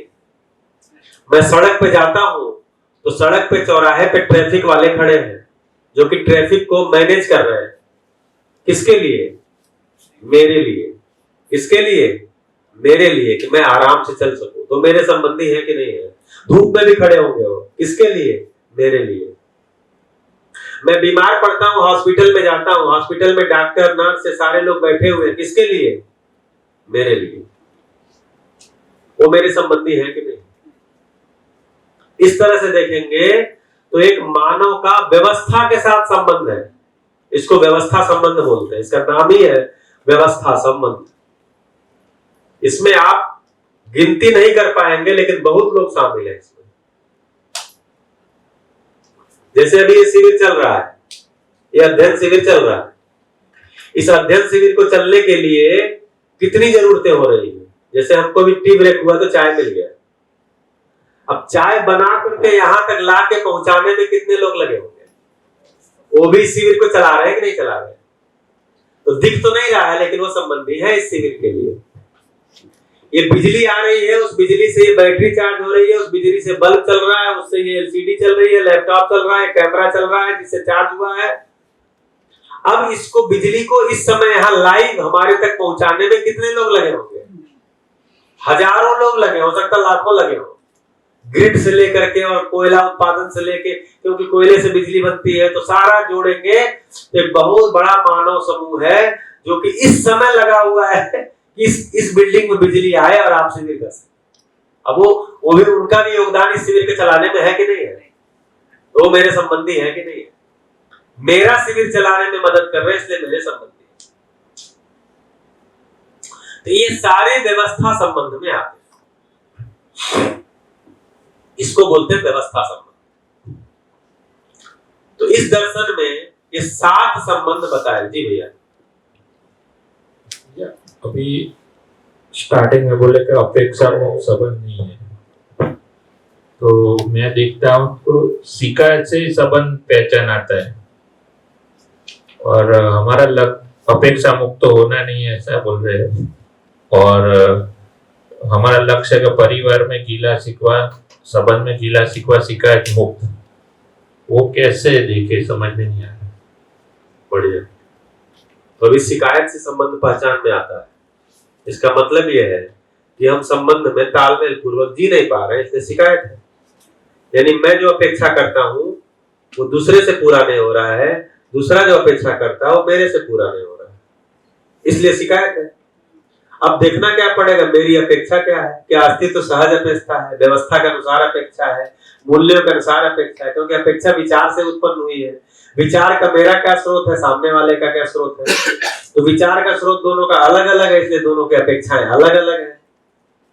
ठीक है, इसलिए दोनों की अपेक्षाएं अलग अलग होने से शिकायत पैदा होती है। तो यहाँ जो अपेक्षा कहा जा रहा है वो अपेक्षा मूल्यों को ही कहा जा रहा है। इन्हीं अपेक्षाओं को मूल्य बोलते हैं। मूल्य की अपेक्षा है। एक्चुअली हमको क्या है, विश्वास की अपेक्षा है, हमें सम्मान की अपेक्षा है, और हमको लगता है सामने वाला हमारा ध्यान नहीं रख रहा है, हमको ये नहीं दिया, हमको वो नहीं दिया।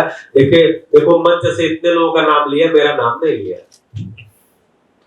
मंच से बोलते हैं ना कि इनकी उपस्थिति, इनकी उपस्थिति, इनकी उपस्थिति। ठीक है, जैसे नेपाल में ऐसा है कि जब कार्यक्रम शुरू होगा तो जितने लोग बैठेंगे तो उनकी गरिमामयी आसन ग्रहण करनु छ, गरिमामयी आसन ग्रहण करनु छ, गरिमामयी आसन ग्रहण। तो आसन ग्रहण किए हुए लोगों को गरिमामयी बताते जाते हैं। उसमें एक आध आदमी छूट गया, अब उसको लगता है लोग मेरा तो नाम ही नहीं लिया। तो अपेक्षा किसकी है? सम्मान की। लग क्या रहा है, नाम लेने से हो जाएगा। तो जो अपेक्षा सम्मान की है उसमें गड़बड़ी क्या हो गई, नाम लेने से हो जाएगा, ये गड़बड़ी हो गई। अब मुझे लग रहा सामने वाला गलत है, जबकि गलती मैं कर रहा हूं, तो मुझे लग रहा नाम लेने से मेरा सम्मान हो जाएगा। तो चूंकि दोनों जो पक्ष है उनकी अपेक्षाओं का पता नहीं है, अपेक्षाओं के सोर्स ही अलग अलग है। जब मूल्य अपेक्षा हो जाएगी, मूल्य को स्वयं में पहचान जाएंगे, तो मूल्य जो होते हैं वो 2 प्रकार के होते हैं, स्थापित और शिष्ट। इसकी चर्चा आज करेंगे, स्थापित और शिष्ट। ठीक है, तो स्थापित मूल्य का मतलब ये है कि मेरे अंदर ही पहचान में आ जाना, इसलिए इसको स्थापित बोल रहे हैं। अंदर ही पहचान में आ जाता है तो मैं उसके भाव में रहता हूं, तो मेरी मूल्य की जो अपेक्षा है सामने वाले से वो शिष्टता की ही रहती है। कोई शिष्टता हुई और मुझे उसका मूल्य आ गया, सामने वाले ने सौजन्यता व्यक्त किया और मुझे विश्वास आ गया, सामने वाला मेरा सही मूल्यांकन कर पाया तो मुझे सम्मान अपने अंदर आ गया, है अंदर ही, लेकिन उसका स्वाद नहीं आता। तो अभी जो संबंधों में गिला शिकवा शिकायत है, उसमें अपेक्षा का स्रोत ही दोनों संबंधियों का अलग अलग है। मेरी जो अपेक्षा है वो कुछ अलग जगह से आ रही है क्योंकि विचार अलग जगह से आ रहा है, मेरे संबंधी की अपेक्षा अलग जगह से आ रही है क्योंकि वो विचार अलग जगह से आ रहा है, इसलिए दिक्कत है, इसलिए गिला शिकवा शिकायत। जब संबंध समझ में आ जाएगा तो ये 7 संबंध ही समझ में आएंगे। अब ये 7 संबंध समझ में आएंगे तो क्या चीज समझ में आएगा? इन 7 संबंधों में अपेक्षाएं क्या क्या है वो पहचान में आएगी। इन 7 संबंधों में अपेक्षाएं पहचान में आती है तो क्या आता है, उनकी फुलफिलमेंट कैसे होगा वो पहचान में आता है। तो न्याय की जो परिभाषा है, न्याय की परिभाषा है, इसको बोलते हैं संबंध है। संबंध है तो संबंध की पहचान, संबंध है तो है की पहचान होती है, अध्ययन होता है। तो संबंध की पहचान और मूल्यों का निर्वाह। संबंध की पहचान मतलब मूल्यों की पहचान होती है, मूल्यों का निर्वाह। निर्वाह हुआ कि नहीं हुआ इसका मूल्यांकन, मैं आपके साथ विश्वास का निर्वाह कर पाया, इसका मूल्यांकन भी मैं कर पाऊं, इससे उभय तृप्ति होना, इसको न्याय बोला। म्यूचुअल फिलफिलमेंट, उभय तृप्ति, म्यूचुअल फिलफिलमेंट, उभय तृप्ति, इसको बोला न्याय। तो संबंध अभी पहचान में नहीं आया है, अभी सारा संबंध पहचान किस अर्थ में आया है? केवल और केवल सुविधा के अर्थ में आता है, व्यवस्था के अर्थ में नहीं पहचान में आता है, सुविधा के अर्थ में संबंध पहचान में आता है। अभी सारा संबंध सुविधा के अर्थ में पहचान में आता है। क्यों होता है? क्योंकि मैं स्वयं को शरीर मान के जीता, तो मैं स्वयं को शरीर मान के जीता हूं तो शरीर को सुविधा चाहिए, इसलिए मैं सुविधा के अर्थ में ही सारे संबंध को पहचानता हूं। सुविधा मिला तो संबंध ठीक है, नहीं सुविधा मिला तो बोले इसमें कोई फायदा नहीं, इनके साथ समय बिताने, ये तो ध्यान ही नहीं रखते। बाद में पता चलता नहीं अभाव तो भाव का था, वस्तु का नहीं था, ये बाद में पता चलता है, तब तक तो नदी में बहुत सारा पानी बह गया रहा होता। सही समय पे होश आ जाना यही अध्ययन की उपलब्धि है। गलत समय पे होश आएगा तो कुछ होने वाला नहीं है। का वर्षा जब एक मुहावरा है ना, का वर्षा जब कृषि सुखानी, अब खेती सूख गई, सारे पौधे सूख के खत्म हो गए, अब बारिश हो रही है, अब उस फसल का तो कुछ नहीं होगा। अब पछताए हो तो क्या जब, तो सही समय पे होश आना, चुगने के पहले, सूखने के पहले बरसात हो जाना, तो सही समय पे होश आ जाना, यही अध्ययन की उपलब्धि है। समय बीत गया तो आप पछताएंगे।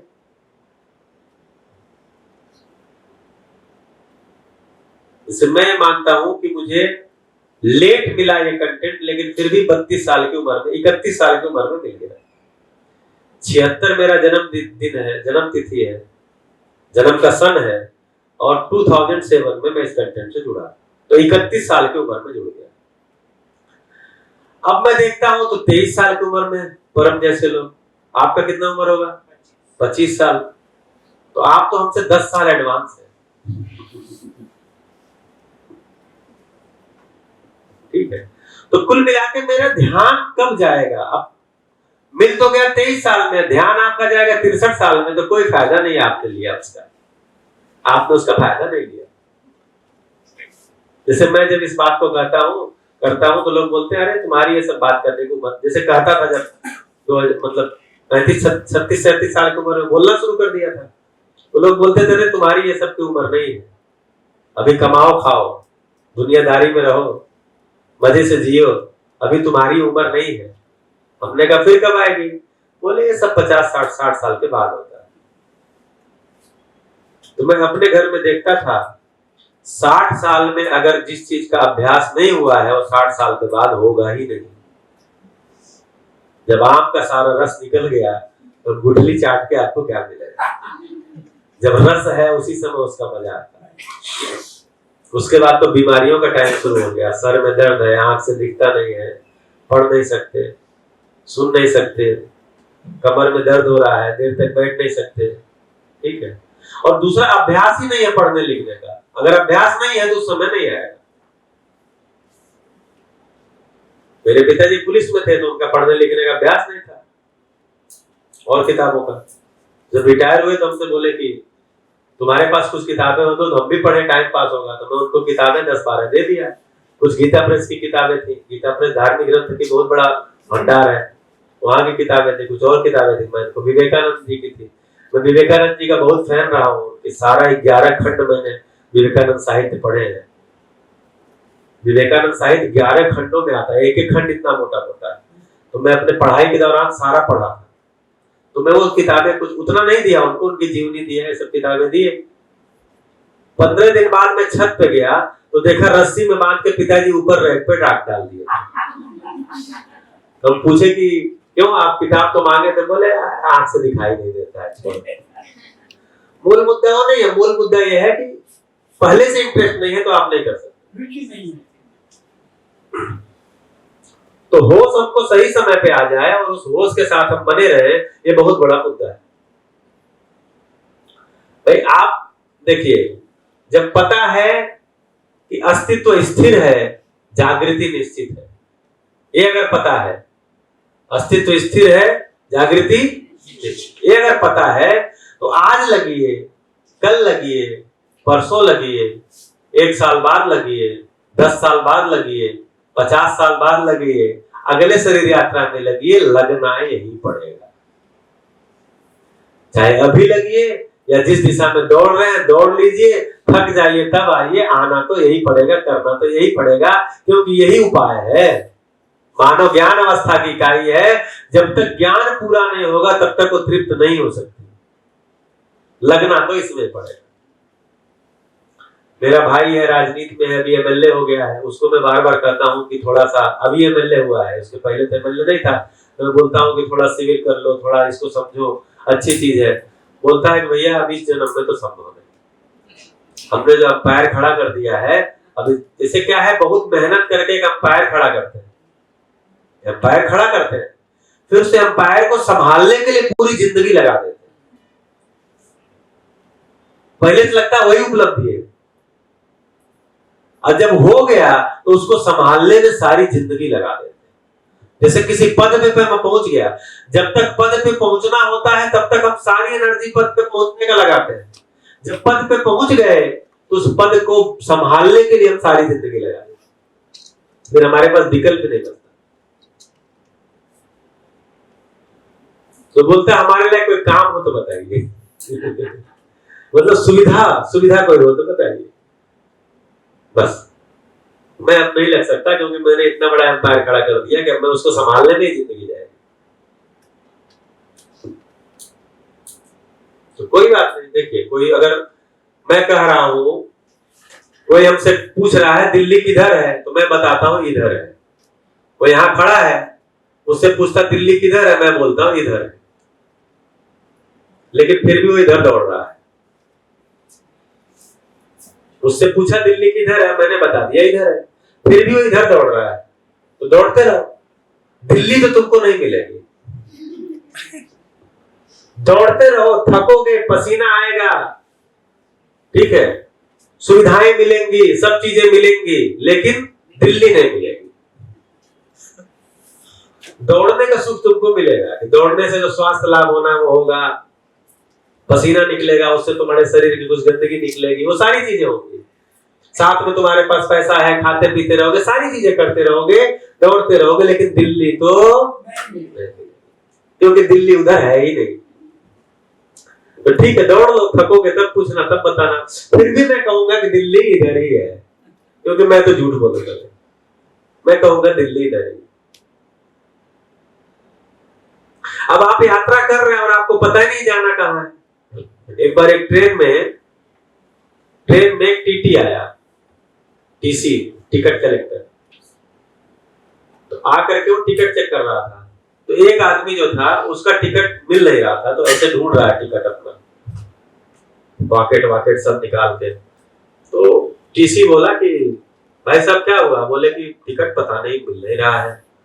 बोले कोई बात नहीं, आप परेशान मत होइए, आपको देख के लगता है आप टिकट लिए रहे होंगे, हाँ शकल से उनको लग गया होगा, कोई बात नहीं, आप निश्चिंत होकर बैठिए, कोई बात नहीं। वो टीसी चला गया।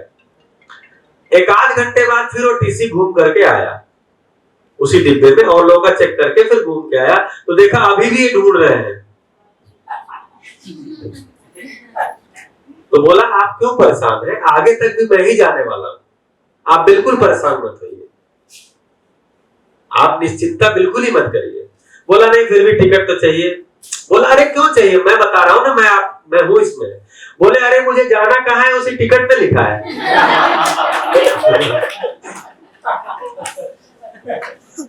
तो हम सब कैसे यात्री हैं जो टिकट खरीद के गायब कर चुके हैं और जाना कहाँ उसी टिकट में लिखा है। हम ऐसे यात्री, पता मालूम ही नहीं है, और जो पर्ची थी वो भी गिर गई है। अगर किसी ने कहीं पर्ची दिया होगा तो भी हमने गुम कर दिया है। कुछ लोग तो जानबूझ के गुम कर दिए तो कुछ पर्ची उनको जरूरत इतनी अहमियत लगी नहीं तो छोड़ दिया, कोई जरूरत नहीं। बहुत से लोग आते हैं बोलते हैं मैं 10 साल पहले शिविर किया था, मैं 10 साल पहले शिविर किया था, लेकिन मुझे इतना जरूरी नहीं लगा, लेकिन आज 10 साल बाद मुझे लग रहा नहीं, चल के फिर से करता हूं, अब जरूरी लग रहा है। तो पर्ची जानबूझ के गुम कर दी, तो कोई बात नहीं, दौड़िए, दौड़ा जाए। देखिए अगर पात्रता आपकी है तो दौड़ने में मजा आता है, पात्रता नहीं है तो दौड़ने में मजा नहीं आता। जैसे हम लोग जब ट्रेनिंग कर रहे थे, टीचर ट्रेनिंग यूपी में, तो उसके लिए स्टेट लेवल के मास्टर ट्रेनर चयन करते थे। तो हम लोग उनको बोलते थे कि भैया चयन करके अच्छे टीचर भेजिएगा, क्योंकि अगर आप अच्छे टीचर नहीं भेजे ना तो दिक्कत ये हो जाती है कि जो आया है, जैसे मैं किसी को बुलाया हूं तो अपने सहयोग के लिए बुलाया हूं कि मेरा सहयोग करेगा, अब आपने अयोग्य को ला दिया, अब क्या करेगा वो? सहयोग तो मेरा करेगा नहीं, उल्टा उसका भी काम हमको ही करना पड़ेगा। तो हम लोग उनको कहते थे देखो भाई, भाषा तो अच्छी नहीं है, देखो भाई दौड़ने का तो मुझे शौक है, लेकिन गधे को पीठ पे लाद के दौड़ने का शौक नहीं। पोषक भाई सर खुजला रहे।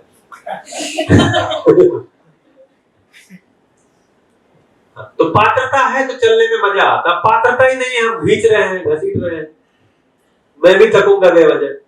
इसलिए अध्ययन में आने में, जैसे ये सरकारी लोग आते थे, उनका सिविल लेने में मजा नहीं आता था, क्योंकि वो पीठ पे लाद के दौड़ने जैसा था। मतलब उनको मैं कुछ नहीं कह रहा हूं तो मजा नहीं आता था। लेकिन जैसे सामाजिक शिविर होता है, इसमें खासकर ऐसे शिविर जिसमें आप पात्रता अध्ययन की दृष्टि से आते हैं, इसमें मजा आता है। तो कार्यक्रम उतना ही है, हमको संबंध को पहचानना है, उसका निर्वाह करना है। संबंध को पहचानेंगे तो संबंध का निर्वाह यानी मूल्य को, संबंध को पहचानना मतलब उसमें मूल्य को पहचानना, अपेक्षाओं को पहचानना। संबंध पहचानने का मतलब अपेक्षाओं को पहचानना यानी मूल्य को पहचानना, फिर मूल्य का निर्वाह करना, उसका मूल्यांकन कर पाना, उससे जो तृप्ति होती है वो न्याय है। अगर मुझे हो रही है तो मैं तृप्ति पूर्वक जीऊंगा, लेकिन न्याय होने के लिए कम से कम 2 लोग तो चाहिए, तभी न्याय घटित होगा। कम से कम 2 लोग चाहिए तब न्याय घटित होगा। अकेले क्या है, मैं तृप्ति पूर्वक जीऊंगा, इतना होगा, जिसको न्याय बोलते हैं। हाँ जी। 7वें नंबर पे आपने लिखा व्यवस्था के साथ संबंध, तो प्रकृति के साथ भी संबंध इसी में आ गया। ये संबंध जो है मानव और मानव के बीच में ही चर्चा भी हो रही है। जैसे 2 प्रकार के संबंध है, मानव मानव संबंध, और एक होता है, दूसरा होता है मानव प्रकृति संबंध, वो अलग है।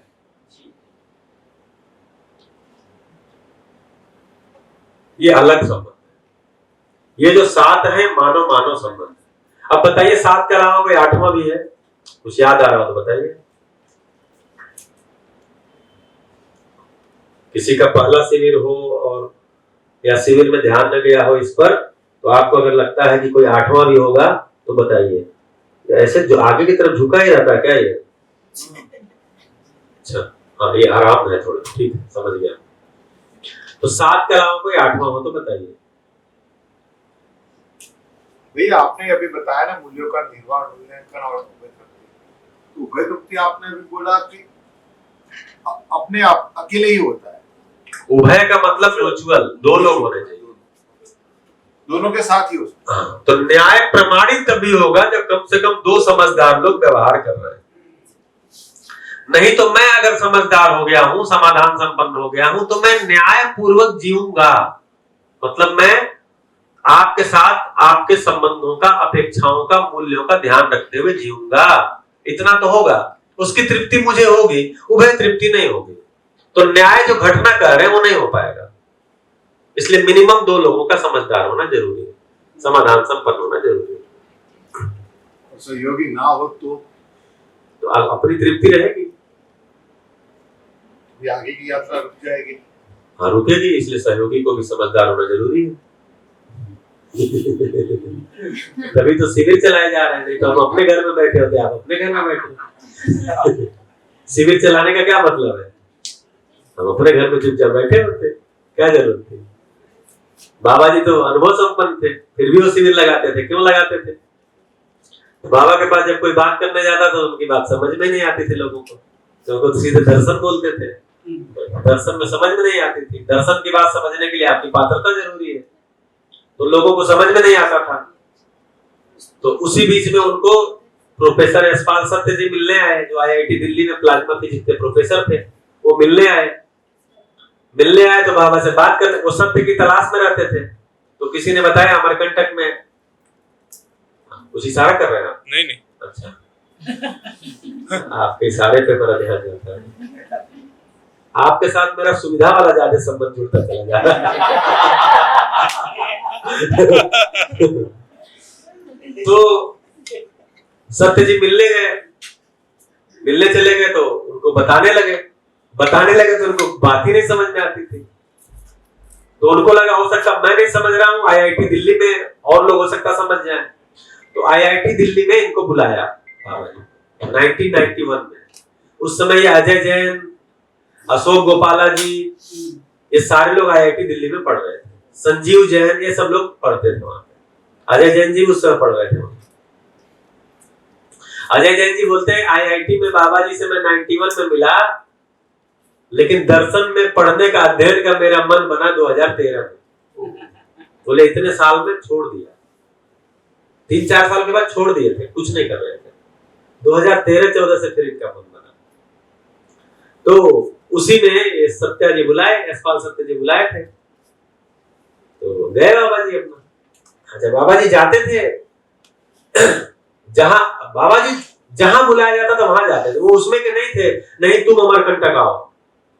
जैसे ही कोई बोलता था कि बाबा जी समझना है और वहां है, बोले चलिए चलता हूं, वो चल देते थे। वो बोलते थे कि भाई ये पुराना जमाना नहीं है। पुराने जमाने में लोगों को पानी के लिए कुएं के पास जाना पड़ता था। आज तो आपके घर में नल आ गया है ना। तो आजकल लोगों को घर में नल खोल के पीने की आदत है, इसलिए घर में जाना पड़ेगा। अब लोगों को कुएं के पास बुलाने से काम नहीं चलेगा। तो बाबा हमेशा तैयार रहते थे कहीं भी जाने के लिए। मतलब 96 ईयर के एज में भी वो बुल्ढाना और पंढरपुर और कहां घूमे सब। उस समय भी कहते थे कहां चलना है बताइए। तो IIT बोले मैं चलता हूँ। पहुंच गए IIT में, गए, बैठे, अपना सभा लगी, सभा में बैठे। उसी सभा में रण सिंह आर्य जी भी बैठे थे। रण सिंह आर्य जी भी यशपाल सत्य जी के कहने से IIT में उस समय PhD कर रहे थे, वो भी वहां बैठे थे। और कट्टर आर्य समाज के आचार्य भी थे, इसीलिए आर्य उनकी टाइटल भी है रण सिंह जी की। बाबा जी गए बैठे, तो रण सिंह आर्य जी बहुत अच्छा बताते, बोलते जब बैठे तो उस समय कॉफी आया तो बाबा अपना कप उठाया और कॉफी पीने लग गए। बोले मेरा मन तो उसी समय खराब हो गया, किस बात का बाबा है। कॉफी पी रहा है, किस बात का बाबा है। वही उनकी मान्यता थी, वही गुबरेले वाला गोबर। उसको दबाए हुए थे।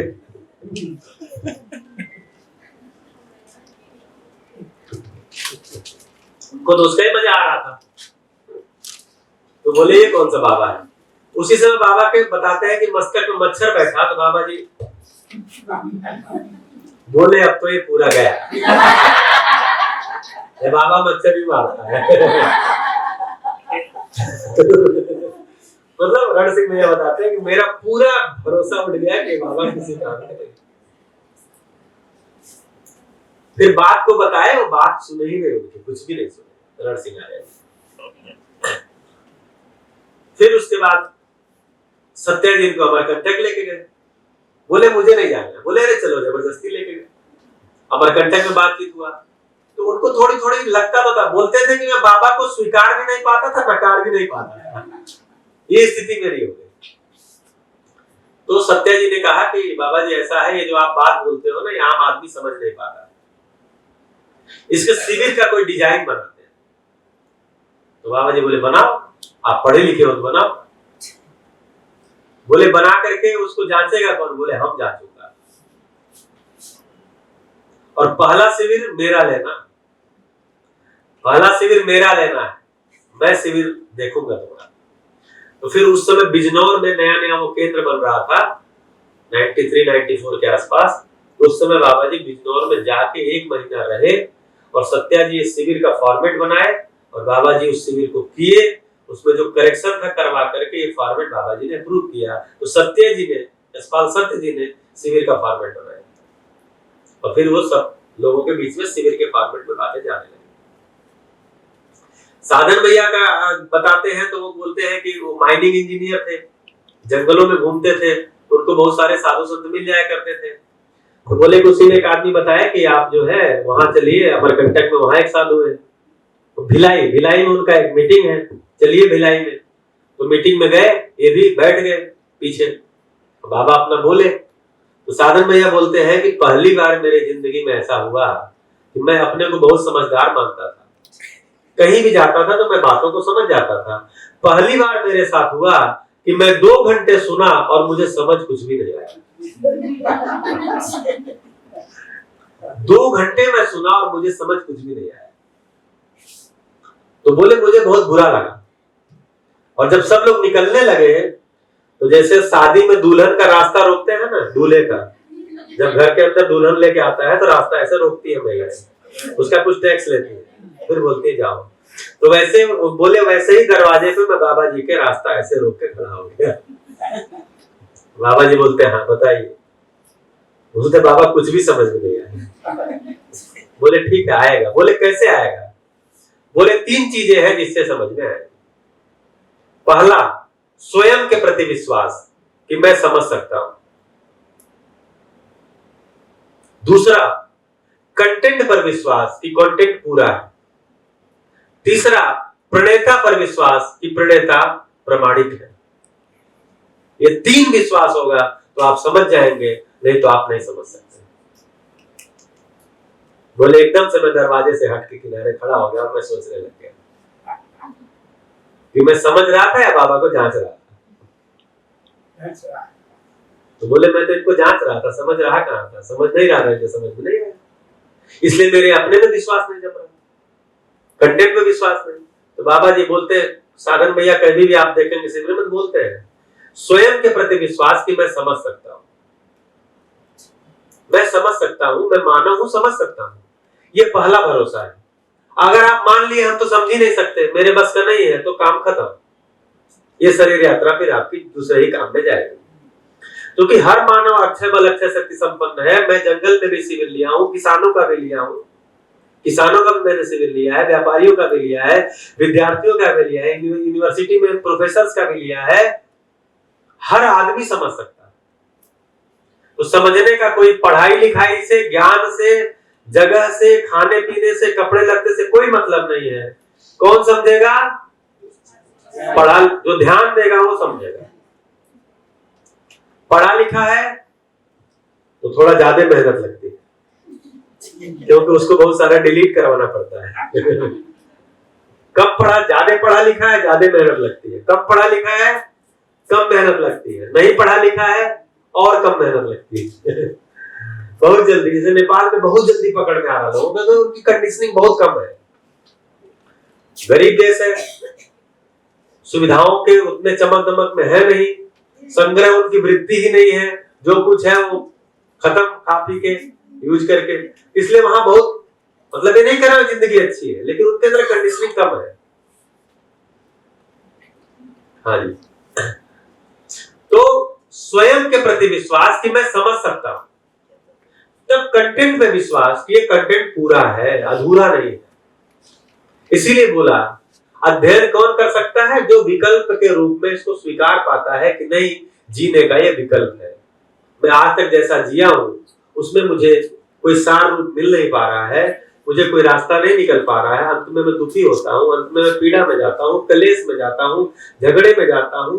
मुझे लगता है कि रास्ता नहीं है, रास्ता यही है, यही करते रहो, यही करते रहो, अपने बच्चों को भी यही बता के जाओ, यही करते रहो, उसका विकल्प है। तो जैसे ही हमको लगेगा कंटेंट पूरा है तो कंटेंट पे भरोसा। फिर जो प्रणेता है, जैसे मैंने देखा है, प्रणेता पे विश्वास कि वो प्रामाणिक है, वो प्रामाणिक है। प्रामाणिक कैसे? 2008 में मिला वही कंटेंट, वही योजना, वही कार्यक्रम, 9 में मिला वही बात, वही योजना, वही कार्यक्रम, 11 में मिला वही बात, वही योजना, वही कार्यक्रम, 15 में मिला वही बात, वही योजना, वही कार्यक्रम। बार बार क्या चीज? अध्ययन करना, अध्ययन कराना, अध्ययन करना, अध्ययन कराना। एक घटना बता के मैं अपनी बात पूरी करूंगा। मैं अमरकंटक में 2009-10 में जब अध्ययन करने गया छोटी में, तो अध्ययन करके लौटा फरवरी 2010 में, अध्ययन शिविर पूरा करके, अध्ययन करके नहीं, अध्ययन तो उसके बाद शुरू होता है। मई 2010 में मैं अमरकंटक गया। तो बाबा जी उस समय बीमार रहते थे, थोड़ा मतलब कमर उमर, बीमार मतलब उम्र ज्यादा हो गई थी, तो हम लोग अपने ही मन करता था कमर उमर दबाते रहे। तो ऐसे बैठ के बात कर रहे थे, सामने जो है वो विजय भटकर जी आए थे, जो उस समय सुपर कंप्यूटर के जनक कहे जाते थे, आजकल नालंदा यूनिवर्सिटी के चांसलर है वो आए हुए थे। श्री राम भाई साधन, ऐसे सब लोग बैठे थे, साधन भैया इधर बैठे थे और बाबा जी ऐसे बैठे थे, और मैं ऐसे बगल में बैठ के ऐसे दबा रहा था पीठ वगैरह। वो कहे नहीं थे, लेकिन मैं, हाँ वो बोलते थे कुछ सेवा हो जाए। जैसे कुछ पूछ नहीं रहे उनसे, तो एक ही बात बोलते थे, कुछ सेवा हो जाए। वो तो बोलते थे मैं बुजुर्ग हूं तो मुझे सेवा की जरूरत है, कुछ सेवा हो जाए। तो मैं ऐसे पीठ दबा रहा। तो बाबा जी बोलते हैं उनसे, विजय भटकर जी से, और 2 लोग बैठे थे, बोलते हैं ये अध्ययन किए करके आए हैं और ये अध्ययन करा सकते हैं। अब मेरे तो रोंगटे खड़े हो गए। मैं अभी तो 6 महीना छोटी बना के आया था, पठन ही किया था, अध्ययन तो कुछ हुआ नहीं था, और मई में पहुंच गया था। अभी मेरा अपने पे ध्यान नहीं, कंटेंट पे भी ध्यान नहीं था। बाबा बोल रहे हैं ये अध्ययन किए हैं 6 महीना, ये अध्ययन करा सकते हैं। क्यों आप अध्ययन करा सकते हैं? अब हमारी हालत खराब हो गई। अब क्या बोले, नहीं बोले तो बाबा डांटेंगे, फिर क्या अध्ययन किए हो, बोल दे हाँ तो फंस जाएंगे। तो तक साधन भैया पीछे से हमको कह रहे हैं, ऐसे देखा तो ऐसे कर, तो मैं बोल दिया जी बाबा। बोलते ये बात है, देखिए अध्ययन किए, अध्ययन करा सकते हैं। अब मेरा डर ये हो गया कहीं ये लोग कुछ पूछ करे। मेरी हालत तो मैं जान रहा था, तो मुझे भय हो गया कहीं ये लोग कुछ पूछ करे। लेकिन वो लोग भी सदाशय लोग थे, अच्छे लोग थे, किसी ने कुछ पूछा नहीं मुझसे। फिर थोड़ी देर बातचीत हुई, उसके बाद खाना का सूचना आ गया, तो हम लोग खाना खाने जाने लगे। तो बाबा के साथ उस समय कोई और खा रहा था, शायद विजय भटकर जी या कौन खा रहा था, तो उनके साथ कोई एक खाना खाते थे, और हम लोग किचन की तरफ जाने लगे। तो हमने साधन भैया से कहा भैया आप तो फंसा दिए हमको। बोले क्या फंसा दिए? हमने कहा आप बोल रहे हैं कि बोल दो, तो बोले तो अच्छी तो बात है। इस दर्शन के प्रणेता, एक चोटी के दार्शनिक और एक चोटी के वैज्ञानिक के सामने आपने स्वीकार किया कि अध्ययन करा सकते हैं, अब तैयारी करो, अब तैयारी करो। तो ऐसे ऐसे हम लोग खूब मजे लेके अध्ययन किए बाबा के साथ। जैसे कोई हमसे पूछता है, कोई पूछता है कि जागृत आदमी कैसा होता है, आपने देखा? हमने कहा बिल्कुल देखा है। बोले कैसा होता है? आपने बोला एक बच्चे जैसा होता है, जैसे चाहो पूछो, जैसे चाहो उनके साथ बैठो, जैसा चाहे करो, बिल्कुल मजा ही मजा, मजा ही मजा। आप कितना भी देर प्रश्न पूछते रहिए, वो कभी नहीं कहेंगे अब खत्म हो गया। जैसे कभी कभी शिविरों में लोग पूछते हैं कि आपसे शिविर में भी लोग प्रश्न पूछते हैं, शिविर के बाद भी पूछते हैं। देवघर में था तो 12 बजे रात तक लोग आग जला के बैठते थे, वहां भी पूछते रहते थे। बोले इतना देर तक पूछते रहते हैं, आपको बुरा नहीं लगता आपने करना? हम ऐसे गुरु के शिष्य है ही नहीं। हम तो ऐसे गुरु को देखे जिसके पास समय ही समय था, ज्ञान के लिए समय ही समय था।